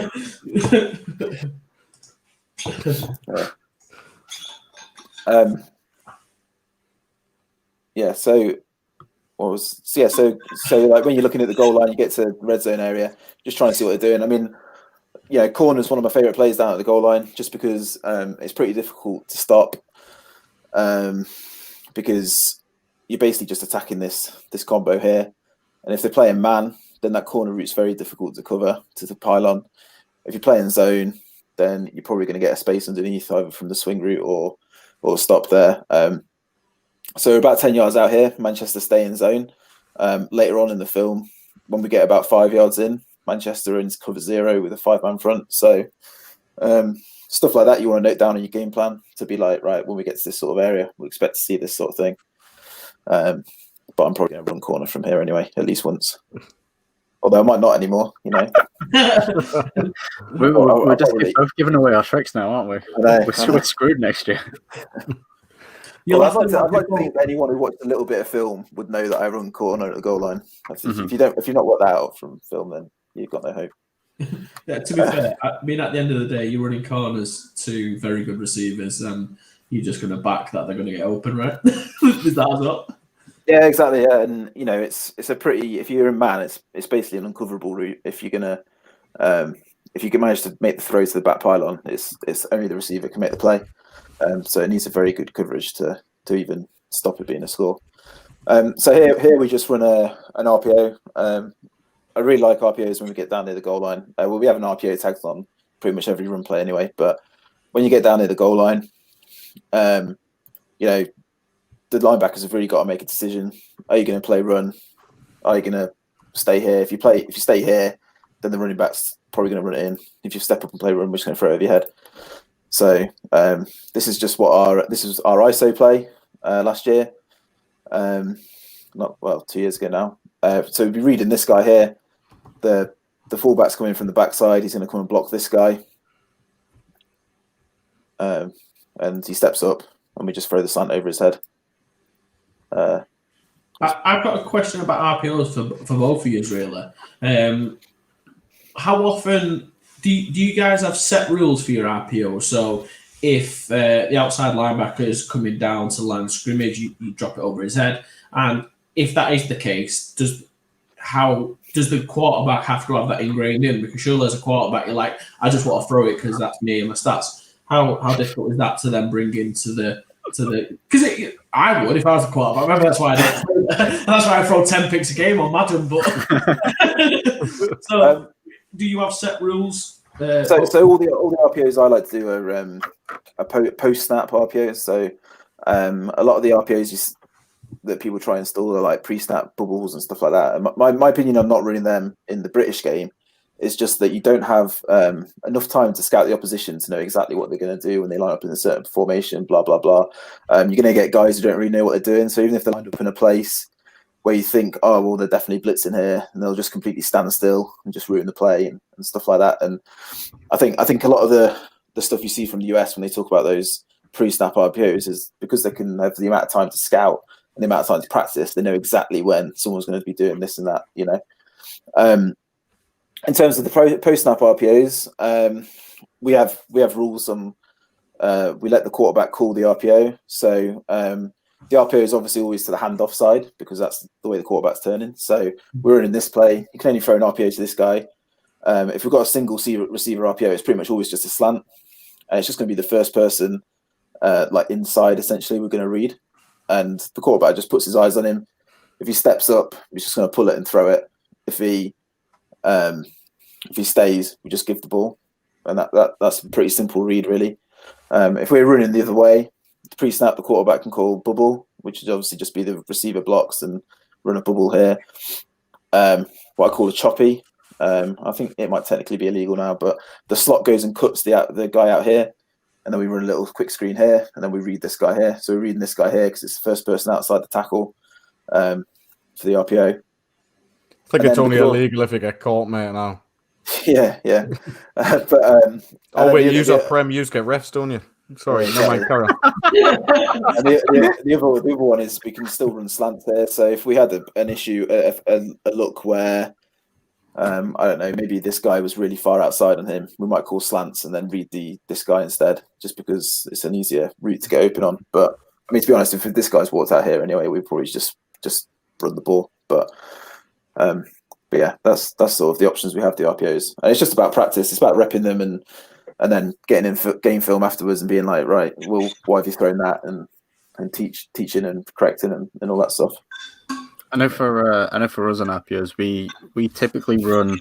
So we try not to read individual defenders. I know in certain aspects of RPOs, you're supposed to read individual defenders, and if he bites down, you put it over his head, and if he stays off, then you hand the ball off and all that sort of stuff. But we typically find that we can't get a read on most defenders because most defenders don't really give away that key quite quickly, or they'll get in the wrong position and they'll do the wrong thing, which makes us wrong, if that makes sense as well. So we'll be trying to hand the ball off. We'll see him drop. Oh no, we'll see him blitz, but then all of a sudden he's like 10 yards back there. It's just like, well, why is he doing that? We're running the ball. So we've simplified it down a little bit to attacking space. So space can't be wrong. It's either there or it's not. So if we can tell our quarterback, if we can tell our receivers, okay, if it's space, we're going to throw it to you, and if the ball's in space, if the space isn't there, then we're just going to hand the ball off. I'm probably going to have to change how we do it. But in the past, I've had a way of communicating to the quarterback. So we run a silent snap, which means that if I need to communicate anything, I can shout it out and a quarterback can hear it. So In the past, we've had ways of communicating if we had an RPO. If there was something certain that I was seeing in a way of I can't be in his headset, but I can shout quite loud. So we'd have a way of communicating that. So in the past, if I wanted him to hand the ball off, I'd just shout easy. I'd just say easy, easy, as in take it easy, hand the ball off, just to make sure that he got that certain code. If I wanted him to throw to the side of the running back, I'd shout face because he's facing that way as he goes to hand it off. Or if I wanted him to shout the other side, I'd shout heel because he's throwing away from it. It's just nice, easy, simple code words that now we're absolutely going to have to change to give that away to everyone. Easy code words that we can do. I was going to say, to be fair, I play online. You didn't even know. I play online. I honestly didn't know what they meant. I thought Luke just like shouted things. I just always get a noise when he passed it because I'm like, why are you not fucking running the ball? There's a question coming for both of you. Dan, if you want to fire away on this one first. So, have you ever schemed against an individual player, or is it really just formation and tendencies that you go for? As Taylor Brown been said, and we can avoid that. Yeah, a lot. There it is. Yeah, the only player Taylor Brown. Mm-hmm.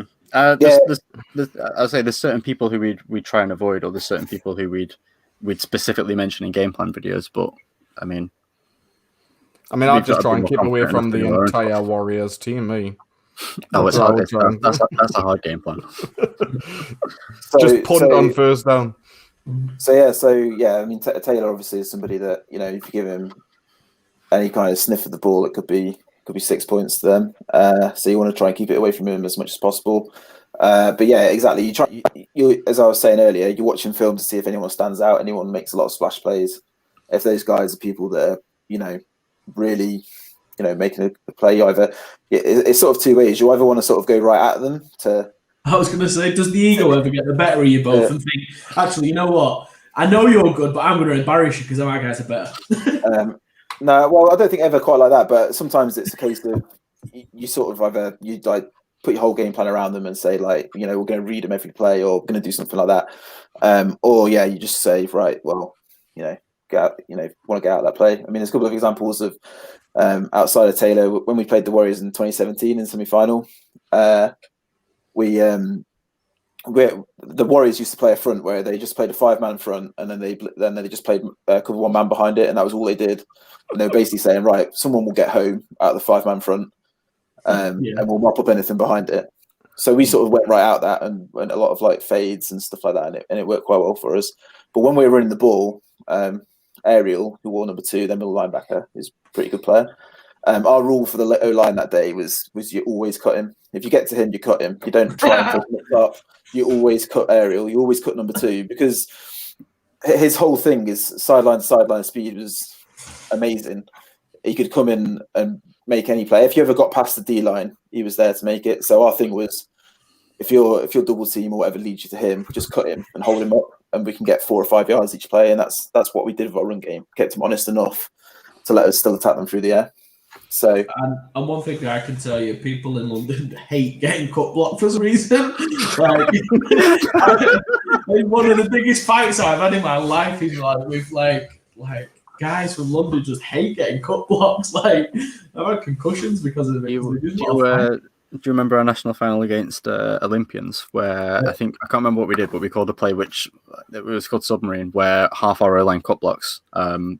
I think a guy got up and was like, cut block me again a day. So the next play that we called was a jet sweep where we asked all our O-line to cut. If you don't like being cut, I'm going to cut you. I remember about 3/4 of that, but all the cut blocks took the toll of one of their best tackles and repeatedly head skulled me for about 3 plays in a row. I think I got a concussion and cried out the game. So it works and it doesn't. I love a cut block. Yeah, and the other example of attacking a matchup I can think of is when we played in the final in 2017 against Blitz. Their right corner, Dotton, was basically shutting down Will Hussey, who was probably our best sort of deep threat receiver. And he got in a bit of trouble because he got a couple of like face mask penalties and stuff. So they took him off to cool down for a play. So we called verts and scored a touchdown. So that's another way of just being aware of personnel matchups and stuff like that is to be, you know, just watch, you know, if somebody's causing you problems like that and they come out of the game for a bit, trying to attack it and take the advantage whilst it's there. So We used to have that rule when we were scouting for university football, but we used to see who had their own hip pads and who had their own girdle and who had We use that tactic. Who's an actual baller, who's not? Like, I heard in Div 2 they still teach them about white knuckles of defensive linemen as well. Oh, don't start with that, man. Mate, See, honestly. I'll help you out, boys. If they're a good player, they get down to EP Sports and they'd order themselves a girdle for Christmas. Oh, Yeah. I love that. Nah, but honestly, like, has ever just like had to scheme, like, I say scheme as if it's an actual thing, but have you ever just known that someone's a hothead and you know for a fact they're gonna get ejected in this game if you say something? Because I'll answer that. Absolutely. Yeah. I do that all the time. Yeah. You know what it is? I was one of those players that I was never very good, but I was a knob, right? So I would just be constantly like, oh, wow, mate, that was really good, mate. If I'd clearly beat this guy, you done really well there, mate. Keep trying, give him the clap and stuff. And honestly, this guy once swung at us and clearly forgot I was wearing a big, massive helmet and broke his hand. And I was like, oh, are you all right, mate? And we played them twice that season. He got ejected both times. It was the best time of my life. The only thing I'll add to that is the best players really don't get faced by that. So I always remember Ash Miller. He must hate me because I have wound that guy up.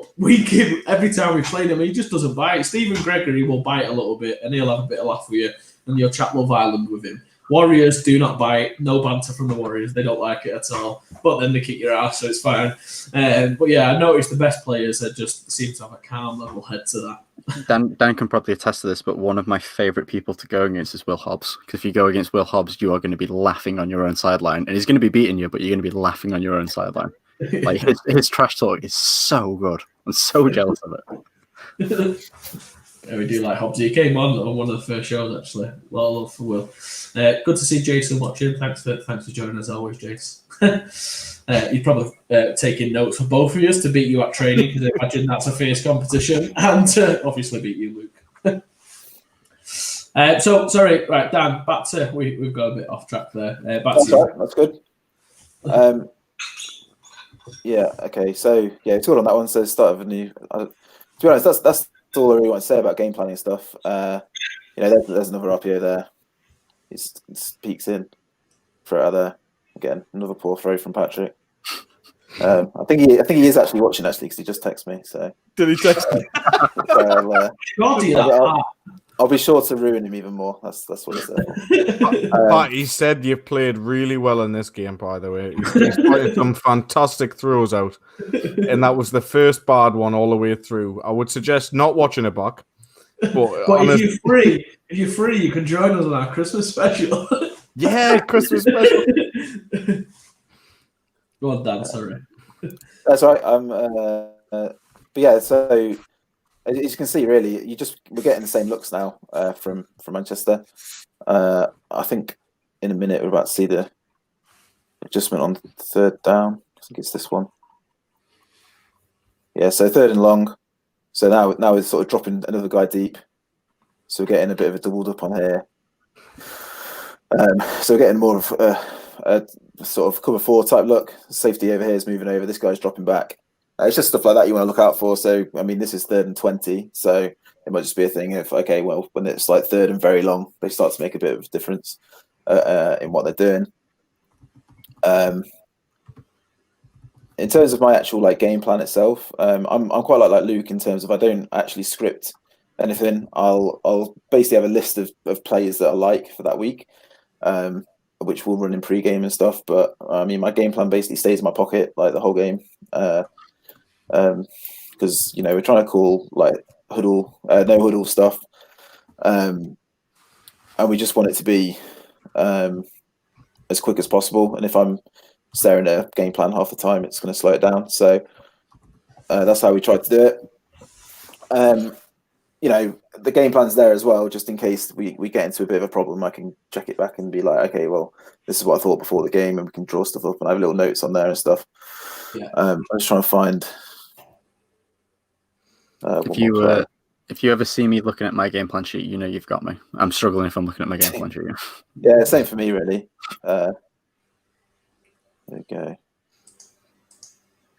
And how important is it for you guys for play more? This might be me just asking Luke. How important is it for you guys to come off for players to come off and tell you what they've seen? In terms of, does that affect the game plan, or are you like, no, we've got a game plan that kind of relevant, let's move on with it, or on the fly?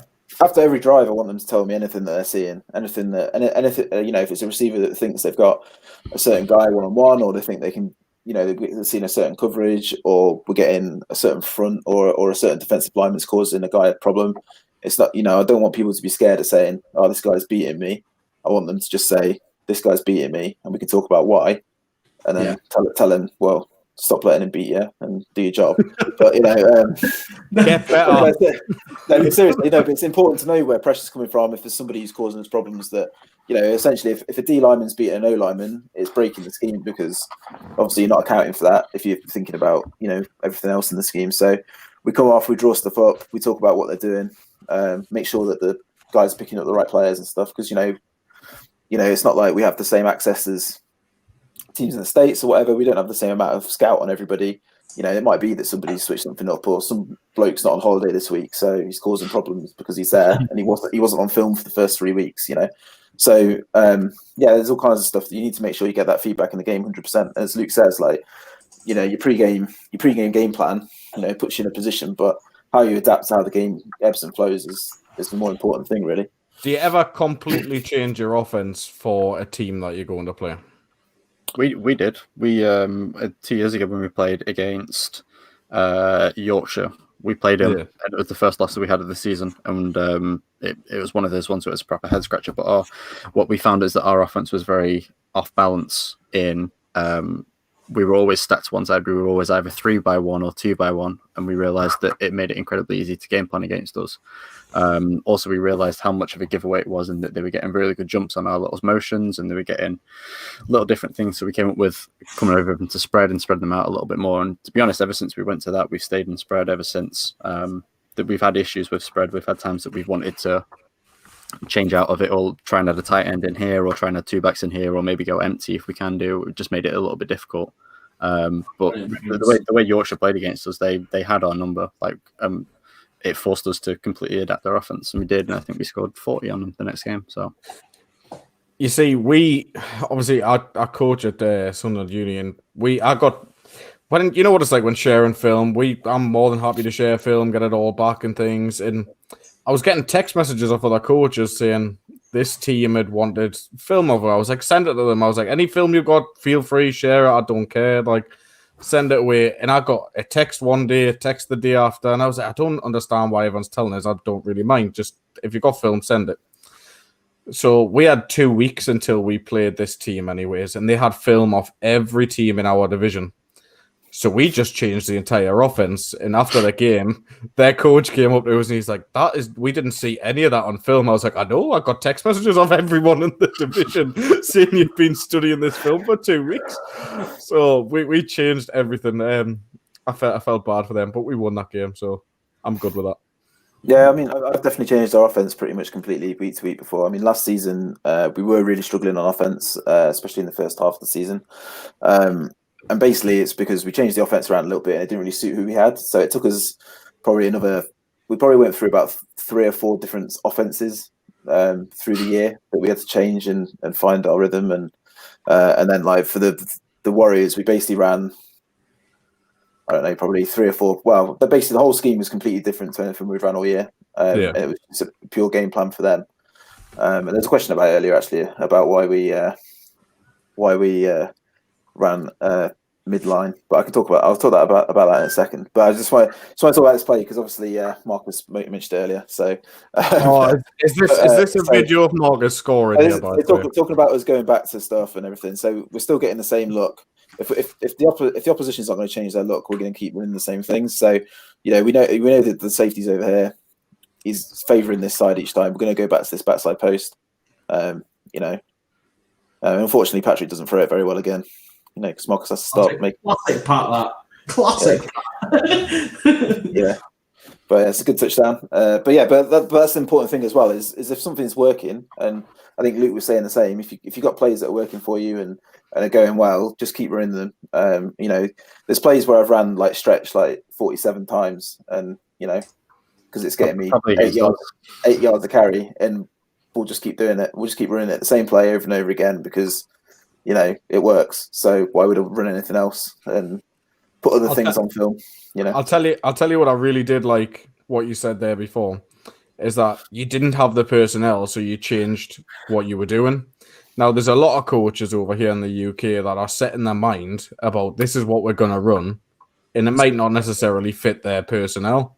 So I'm glad that even at the top level in the UK, you can see our personnel isn't fitting this, and I'm more than happy to change that. Well, that's the difference, right? That's the difference between being top level is they don't go, this is my offense. So I've been running it 35 years. I don't run this offense. So you're doing it the way I like it. Don't. Honestly, I'll cry. Don't. I've got a question for Dan. You're talking about obviously you tried to play before with Pat, but the ball wasn't right. How long do you hold on to that? And you have it in the back. Yeah, it was the backside post, I believe it was. Yeah. How long do you hold on to that? Like, because obviously you don't. It's ballsy to go straight back to it, but you also want to keep it and you want to make sure you get the same look. But how long would you hold on to that before you'd go? Okay, I'm going to pull the trigger. Okay. Again. So I think I'm not sure what the down is on this. I think it might be second down because I think there's a penalty. Yeah, I think there's a penalty on this play. It's either second or first down. So it's not third down. So I'm pretty sure we're still going to get that cover 3 look. Mm-hmm. But I know we're probably going to get that one-on-one matchup against the receiver, and I trust our guys to make the play there. And I know I need a bit of a chunk on this play, so it's probably. I think it is first down. Looking at that, it's hard to see.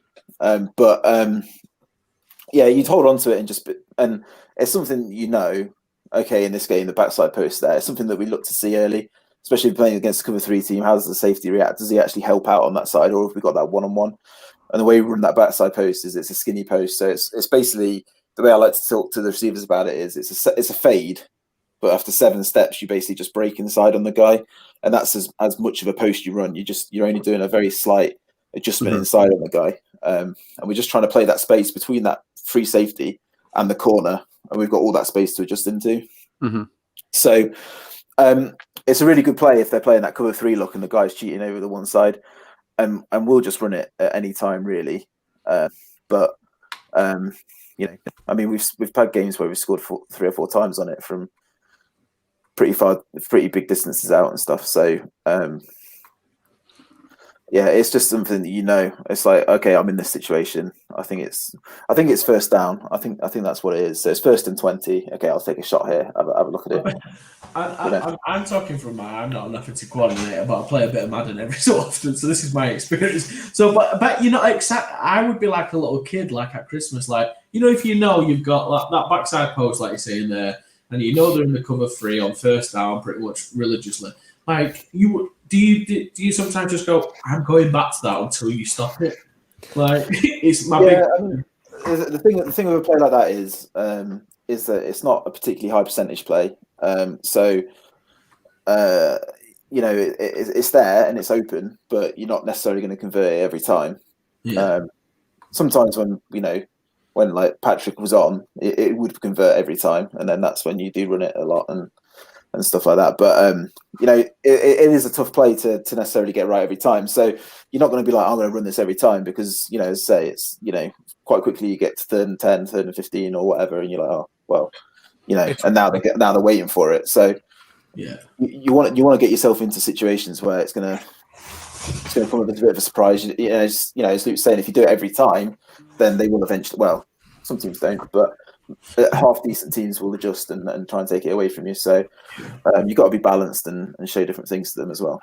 We've had a few drives where I know Googie's come off the pitch and Corey's come off the pitch and he's like, stop calling inside zone. Like, just stop calling it. And we've called it, but for them, because they only get the blocking scheme, we window dress it a little bit. So it might be some sort of, we might do a wide jet with an inside zone. We might move over to trips and do an inside zone, but we're still running inside zone. And I know Corey's come off sort of laughing because we've drove down the field and we scored. And he's like, stop calling inside zone. They can't stop it. Do something different. But like, as long as you window dress it a little bit different, it's a lot easier to do that with the run game. With the pass game, it's a lot more difficult though. You can how many times you can keep throwing a post. For me, my favourite part of football is when you've got your game plan. So if you've had a drive, it's went 3 and out or whatever, and you've had another drive, it's gone 3 and out again, but you've set up certain plays to happen. So we run a reverse play. I know coaches hate it, but we run this reverse play where we really set it up one way and we leave it so we've got a man one-on-one. So our guy with the ball has only got to beat one guy and he's gone. And it's normally we give it to our bigger receiver is one-on-one against a small cornerback. And we bait it constantly. And then we'll run it once. And we know that when we run it, it's going a good amount of yards. At least we normally average about 15 yards on it, if not a touchdown. And it's just because they're having to flow from the other side of the field to come over. Now, last year at Sunderland, we had a guy called Connor Remington playing for us on guard, and this guy is huge. And we just had him pull on it. And honestly, there was a play where I'll have to dig it out on film where he's just leveled, like he's gone through the D end, through a corner, the safety's come across, he's gone through him, and he's stood watching the ball carrier with just a line of people flat on their backside. And like, I mean, if you've seen Connor, I mean, he played at Sheffield Giants for a little bit as well, and he's a big guy, and we play in Division 2 Uniball. Like, it was just the wrong level for this kid. But that play, when knowing that you've baited a play to be able to know when it's going to come off, like I can turn to my coordinators and say, this is the one where we score now, and just sit and relax. I love that. I love that point. I love turning around to the people watching as well, where you've got all the family and friends standing along behind you, and you go, if you've got video cameras, this is the one you just want to watch. I love that. So, Dan, have you got anything else on that front from your perspective, from the game plan side of things? I was just going to quickly go through sort of how we track stuff. So, I mean, this is the game plan I use on a game day. It's basically about just under A5, so I can fit it in my pocket, and obviously, and again, that's just sort of a scoreboard thing and timeouts and stuff like that. This is from the 2018 season. So this is how we used to track the offense, and it's sort of the goals we were looking for each game in terms of what we're looking for passing yards wise, looking for efficiency wise, all that sort of stuff. That's what we were trying. They're the targets we were setting ourselves that week, and the ultimate goal being trying to win Britball. We have to set ourselves pretty high targets every week to be as good as we can be, and then obviously that would help lead where watch film and sort of say what you're trying to address. And I think it's a good thing to watch. And if you one game here against EKP, we were particularly bad on third down. Well, I need to go back and look at what I was calling on third down. Why is that the case? All that sort of stuff. And then just sort of tracking these stats really with all the players and stuff. And then similar to again what Luke had, here's the sort of list of all that's like the whole season essentially of everything we're doing. Trying to see if there's anywhere where we just run the same play for several plays in a row. So there you go. There's a run of running stretch a lot. There you go. Who's that again? Do the favour, Dan, at the top there. Just do a filter on stretch. So there's 557 plays in there. We ran stretch a lot this year. It still says 147 with stretch. Yeah. Yeah. That's like one left for Titans. That. Oh no. There was a little bit of a disgusting thing on your targets where I saw the yards per carry against us was 12.5, and I was like, oh god. No. Yeah, we averaged 9 yards per carry last season. and we had a pretty good season. We scored 76 touchdowns. So the away not games bad, that is it really? Not bad. The away games at Edinburgh must have been really hard when you only scored 6 touchdowns. Oh God. I know. It's disappointing, really. But anyway, So I think it's really important to track the stats, and it helps. Like, it's not necessarily a thing about being, look at all the stats we've got and stuff like that. It's about seeing how you're progressing and setting yourself targets and understanding how you perform against them. What year was the stretch play? Quickly, sorry. It's 2018. That was 2018. 2018. I think Chris is probably fishing. If I know Chris, he's fishing there. Yeah, yes, he's looking now, isn't he? He's on the scout. Got his pen and paper out. Fishing to see if he played in that year. There you go. Just a quick one as well. James Wolford did ask about running midline in the final against the Warriors last year. The main reason we ran that was because we decided to run mid zone, which is it's sort of like running an outside zone, but the intention is to always cut it back. So the tackle never has to seal block on the end. They're always washing out, and then the O-line are basically, if they can reach, they reach. If not, they're washing out. And the idea we ran that was because the Warriors D-line are so good at getting penetration into the backfield. We just wanted a scheme where we washed everyone out, and then we cut behind it. Basically, that was our whole thing. We spent like the whole, however long we had, 2 or 3 weeks with the running backs talking about, right, you one cut. That's all you get in this time. So you got to make that decision quickly. One cut, and you just get upfield and get as many as you can. And it worked really well for us. It's probably our best offensive performance of the season. We ended up scoring. Well, I don't think we quite get to 30 points, but more than everyone else scored against the Warriors that season. So it worked well for us. In terms of running the midline off it, it's just an adjustment off it. So when you're running that mid zone and you're getting that sort of lateral movement from the running back and the one cut, you start getting that defense flowing one way, and then it's just a comeback against it. Is you leave that backside free tech, he starts shooting down thinking it's mid zone again, and you pull it and you just get the yards behind it. So it was just that's why we ran that against them in the final, and that's just a little thing of game planning of being like, right, well, a big strength of the Warriors is they're going to munch us up front. So how do we try and turn that into an advantage for us? That they're going to get upfield, we're going to try and attack that. So. That's perfect, mate. You're probably you're definitely one of the only teams from the north to have real success against the Warriors. So it obviously shows that it works.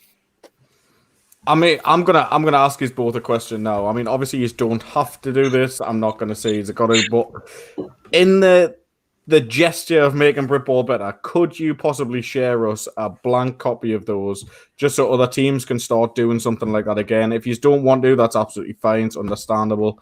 Just so they know what stats you are taking, how to take them down. Just a blank version, what people could use as a template. That would be fantastic, if at all possible. Yeah, I'm happy to share that target sheet. Yeah, no worries. Perfect. Thanks very much. And we'll put that out on our page within the next couple of days so people can give it a download and start doing it for their own teams. I think it's the same with anything. Like, there's anything that I know for me, anything that we've gone through today, any of the film that we've gone through, like, even if you want to have a look at like some of our old playables, I'm happy to send it over. Anything that helps the game go. Oh, that's perfect. Thanks very much. I'll just make sure I take the signals out of it. Yeah, take that bit out of it. Same for me. Anyone who wants to talk about anything or see any of the playbooks and stuff we've done before, just give me a shout and we can go through it. No, that's great, guys. I mean, to be fair, it's been unbelievable. I hope everyone watching us. I did say to people, you would learn. You're going to learn today. You're going to learn today, boys. But I definitely think it's been really useful. I think I'd like to finish in a bit of a classic way. We like to finish. We'd usually go on to. I'm just aware that it's 9 o'clock, so whilst I'm sure people are enjoying it, I think we'll kind of try and wrap up. But a couple of things we're going to go through is Dan, if you can give us anything, because one of the things we like on this is either free tickets or exclusives. So if you've got anything in terms of exclusives for GB, Jason give us one. So there's no pressure because he's the head coach. But if you've got anything you can say, oh, this is pretty cool. Right. If not, you can just tell us to piss off. Just wait there. I'm just going to block Jason from the stream now so you're not getting told. They're done. No. I don't think there's anything right now that we can particularly talk about, just because obviously everything's still being decided with all the COVID stuff of when we can really get started and see people and stuff. But hopefully we'll start to do stuff in the new year. Just say it's coming home. I'll tell you what, if you can't give us an exclusive, how about I've got one request. At Christmas, you join us on the Christmas show with Luke, and the 4 of us come up with a trick play, and you have to run it in a GB game.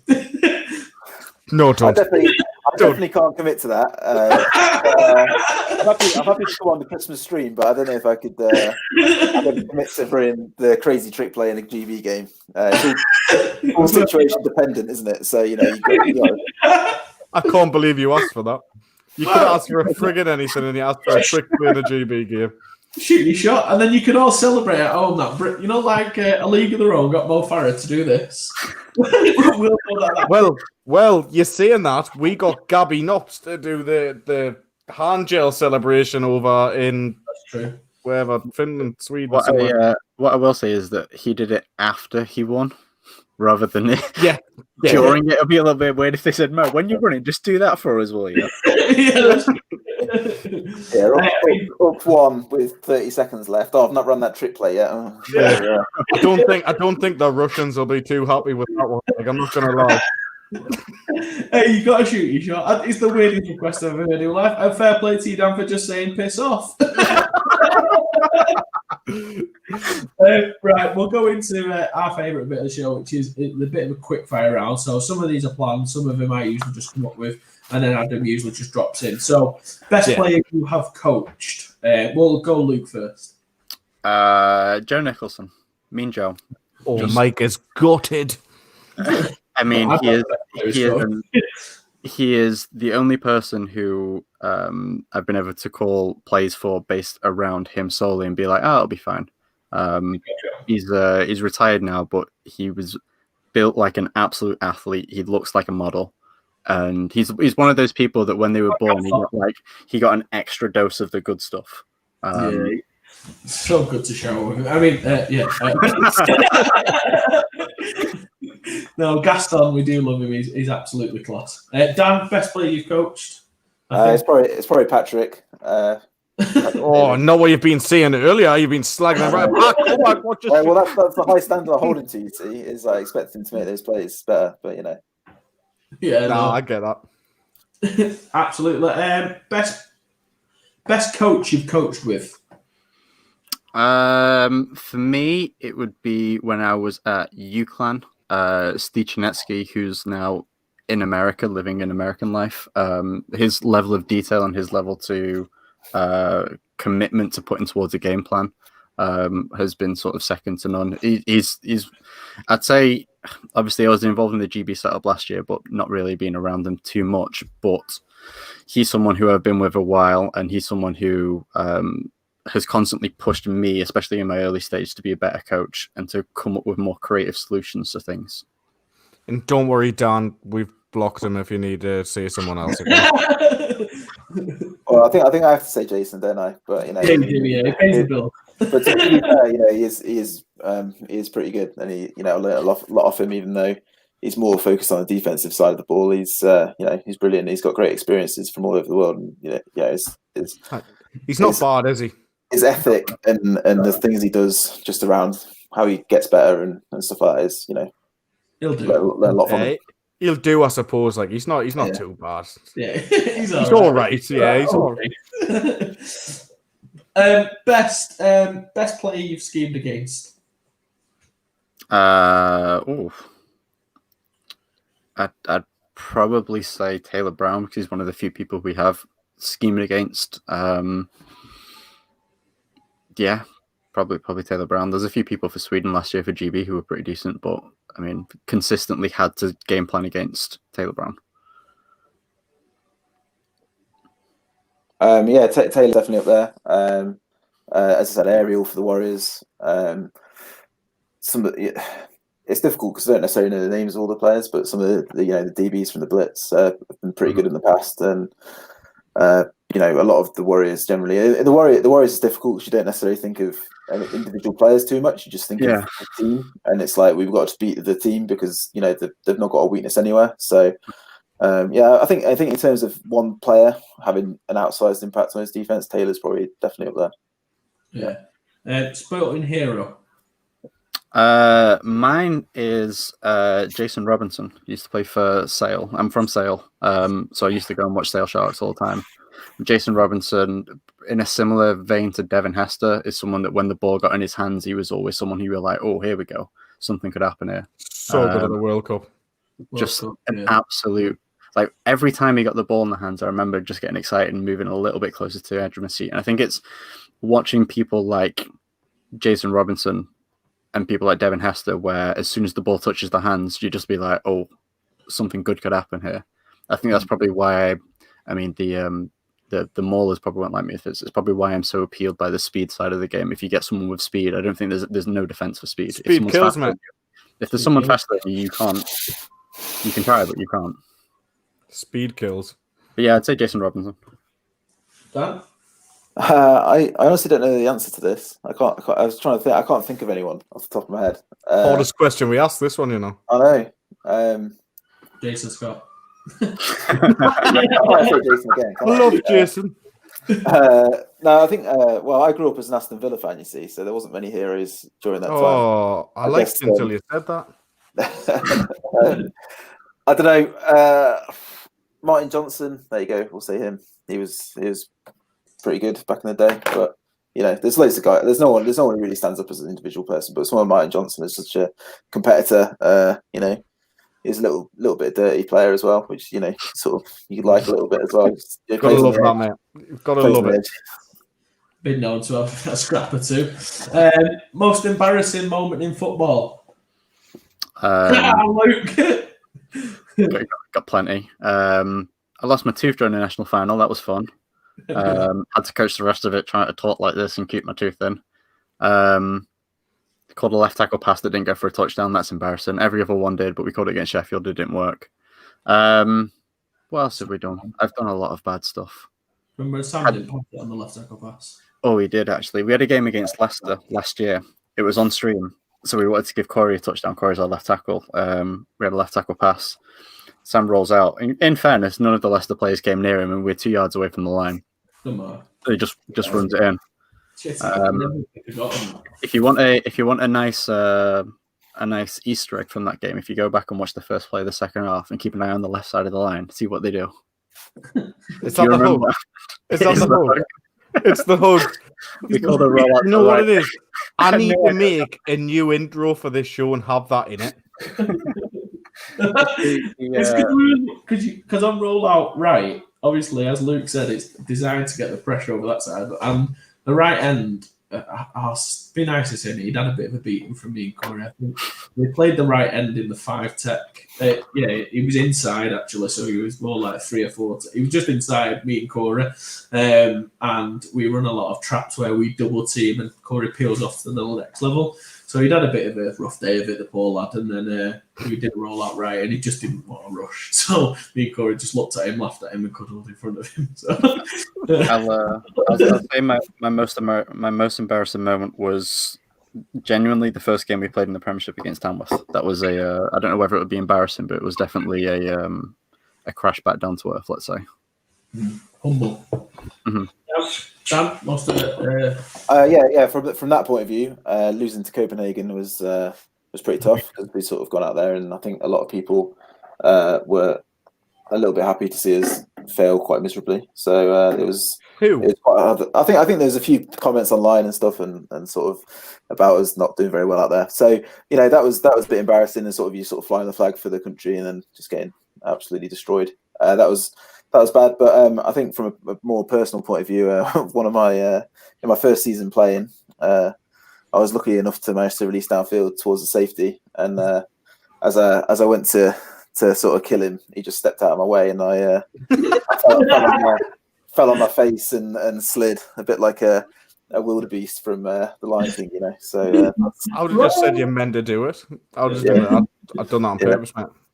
So he didn't make the tackle, but you know, it's not ideal. So next question from me: who's the GOAT in NFL? Who's the greatest of all time? QB only.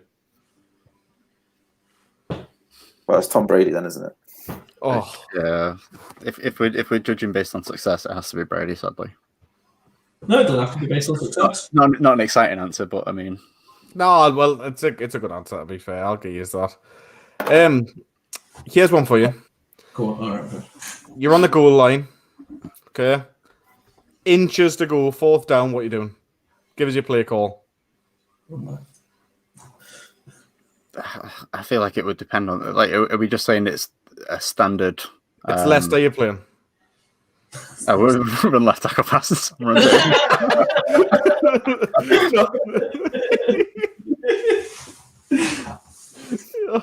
Oh my god. We'd probably see the inner establish the run side of me says we'll just pound it up the middle, we'll get a wedge in between and we'll just follow the wedge. The creative side of me says that we'd probably run some sort of pick play. I'd be screaming at him to run left, so yeah, we'd probably go into our tray formation, which is we'd have 3 wide receivers to one side and we'd have the back away and we'd run our delayed speed option where we show an inside run, we get the defensive end to crash down and we pitch it out. Most times that works. But it depends on how aggressive the defensive end is. It depends whether they leave the outside linebacker over or if they send them over into man coverage. We'd probably do some sort of creative run play that gets them thinking we're just going to pound it up the middle and do something else off the back of it. What about you, Dan? Probably some sort of QB stretch type thing. No, not the goal line. It would be so a play that we ran against the Warriors last year was basically it was like sort of down blocking from the O-line, and then the running back kicked out the end, and the quarterback just went underneath. That's probably my favourite play, just like to get an inch, you know. Yeah. That sounds good. I did have a question. So you're building a Britball team tomorrow. You're going out, and you can pick a starting quarterback and starting running back from anyone in Britball. You get 2 starting running back and obviously starting quarterback. And I'll give you a wide receiver actually. Who are you triplet? Who's your triplet? Your Britball triplet. There you go. I've got there in the end to something good, I think. Adam, note it down. Next show, always using this one as well. Yeah. Quarterback, I pick Sam. I feel like we're on the same page. We think the same thing. So being able to put together an offense very quickly, I'd be able to have him. I'd love to have Pat. Obviously, I think we all would. But I think with Sam, he brings a level of playmaking ability that not many other people can. His ability to think on the fly, his ability to make plays out of nowhere is always something that's incredibly useful. And again, it's all down to that idea of if you're playing a game of chess, have you got someone who can help be the person to move that final piece? So once the defense has shown all their stuff, have you still got that one person who's got the ace up the sleeve? I feel like with Sam, we have that all the time, and we're never in a position where we feel down and out, because it's always a feeling of, okay, well, we've got playmakers. Sam can get the ball to the playmakers. Sam can make the plays himself. Running back, dear me. There's a lot of running backs. Judging from everything he's done against us, like, I mean, I feel like I should probably give honourable mentions. Otherwise, I'm going to be pissing a lot of people off right now. That's a point in this question, mate. Don't worry. Mm-hmm. Try and pick an awful guy, and then you can get that off. I'm still getting death threats now, mate. Good point from Chris Peel. I'll tell you what. I'll butter some other people up, but Elliot Walters is someone who I've always admired, especially when we played against him.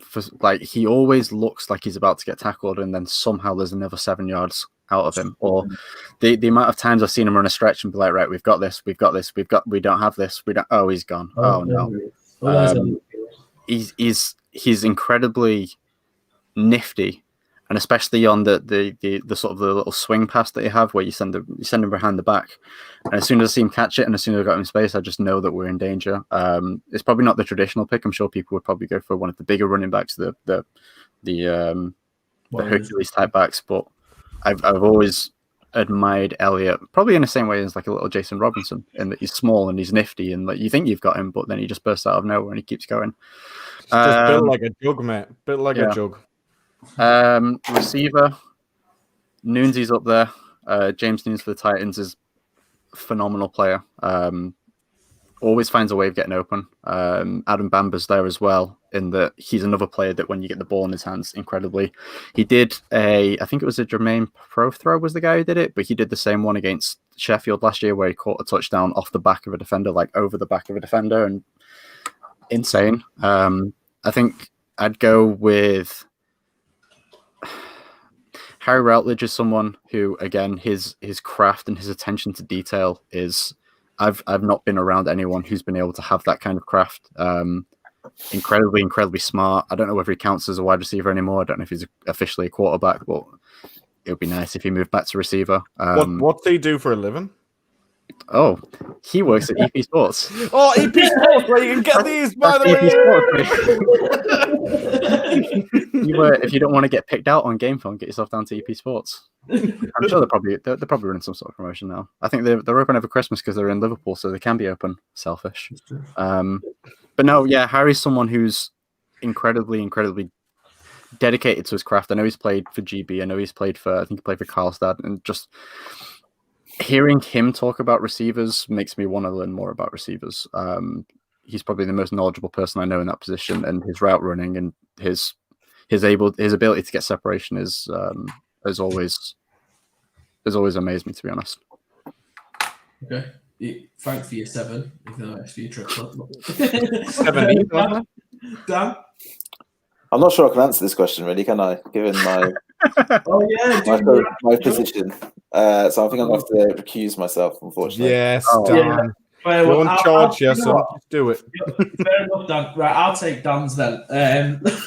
Just because I like this stuff. I'm going to go with Pat at QB. Because he's just... Yeah, it's Pat.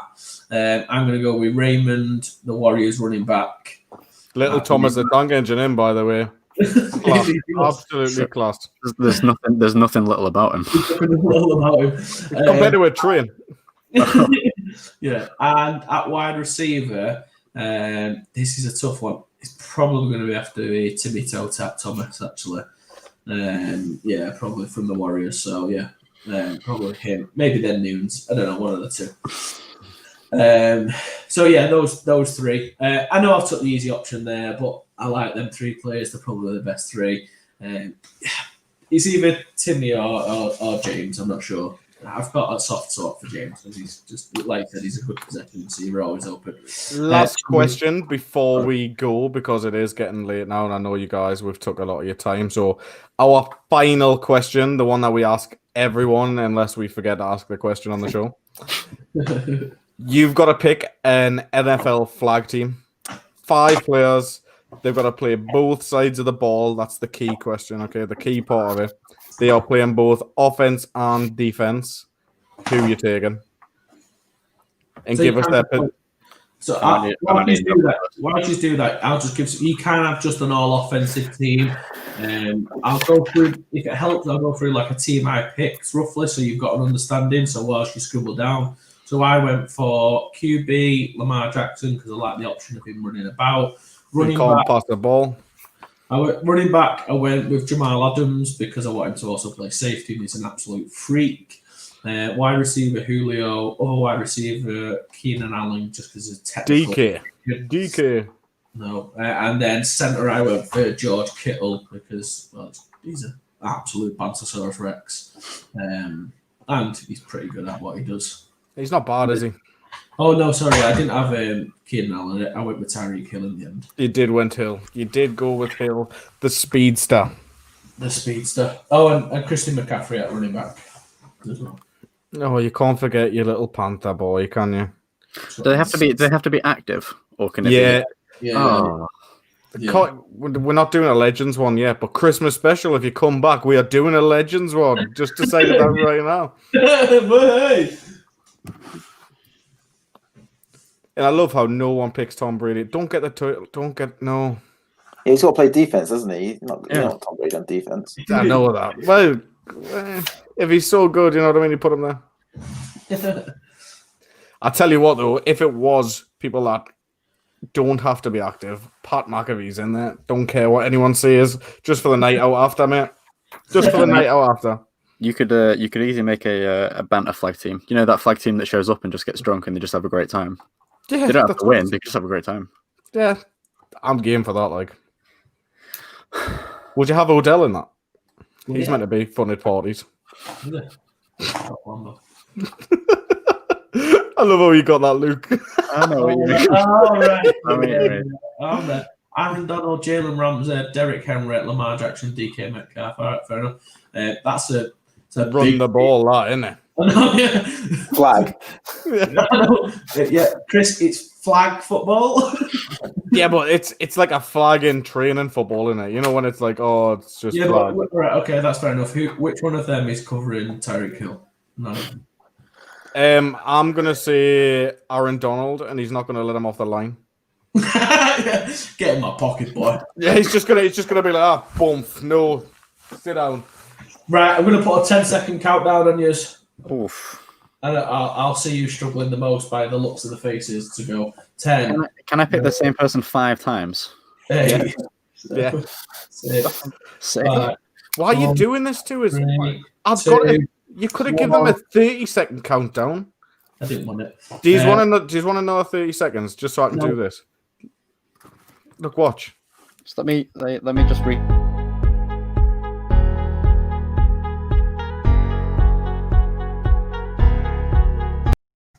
Right now, I'm not giving you 30 seconds. So go on. Dan, you're up first. Okay, so I got Patrick Mahomes, Tyreek Hill, DeAndre Hopkins, Saquon Barkley, and then Rob Gronkowski. Jeez. Oh, Gronk, what a shout. I like Gronk in there. Back on a couple of years for Gronk. Nah, he'd still kill people now, him. I like that the other week where Tom Brady like Gronk out, and he just runs up the field and catches it. I'm like, yes, Tom. Yes, Tommy. Good team, like it. Just going to struggle on defense. I'll be honest with you. If any of us picked any defensive player, I was thinking, I was like, I can't pick any defensive players. Like this is an offensive coordinator show. I can't pick a defensive player. Don't bring a knife to a shootout. We do not do defense on this show this week. Do not bring a knife to a shootout. Defense isn't that difficult anyway, is it? Ooh. Oh. So I went for pace. So I went for the fastest people I could think of. So I've got Tyreek Hill, Tariq Cohen, John Ross because he's rapid, Henry Ruggs because he's rapid, and then Lamar Jackson can throw it to them. You try and cover all that speed. That's true. That is true. And by the way, Chris makes a cracking point. I forgot about that Dolphins game. He's not playing safety. He's playing like a shallow zone over the middle. It's fine. You got Patrick Mahomes just reading everything at free safety and then just speed around him. It's fine. It's fine. I like that. Right, guys. Absolute pleasure to have you both on. It's been superb. We'll let you both do a shoot. Honestly, thank you so much. Absolute legends. Great breaking down. Dan, brilliant for standing your ground and telling us to piss off with the special. I'll never forget that because the peer pressure didn't get to you. You just nailed it. Love that.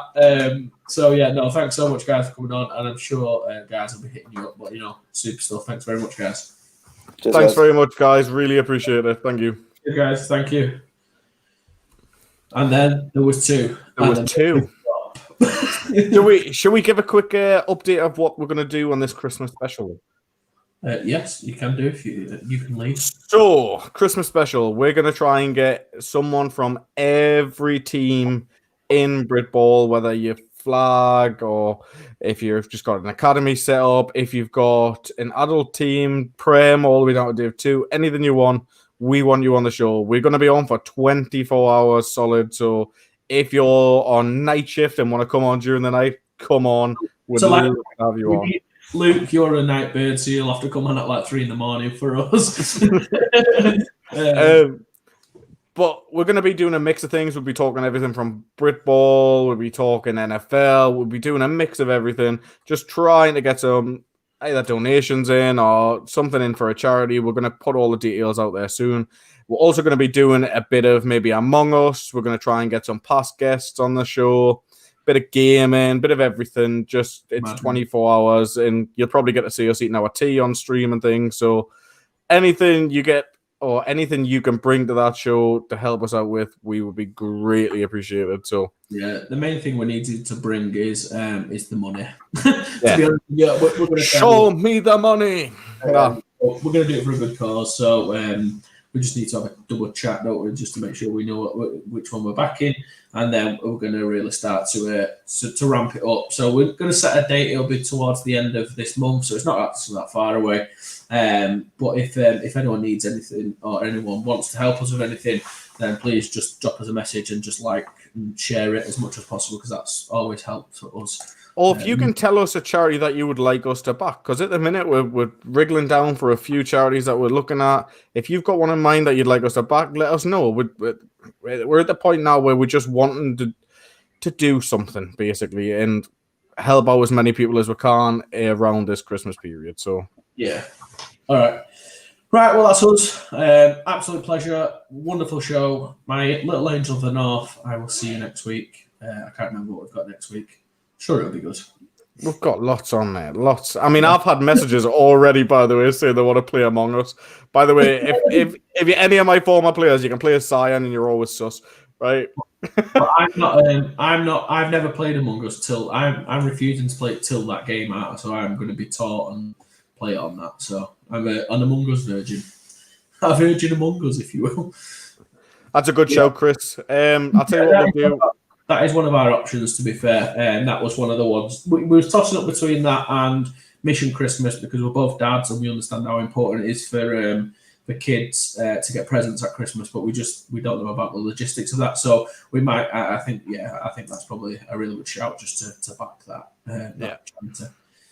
But get in touch with us, give the stream a share, get in touch on the Facebook page, send us a direct message, whatever you'd want. We'll sort something out, and hopefully we can get something sorted for a charity of choice. So even if Chris is willing to team up with Chris on his channel on Tuesday games, and hopefully he can do a live stream and shout us out for the 24-hour stream.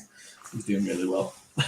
Brilliant. But thanks very much, guys. I really appreciate it. Thanks for tuning in. See you all next week. Peace out. Bye-bye.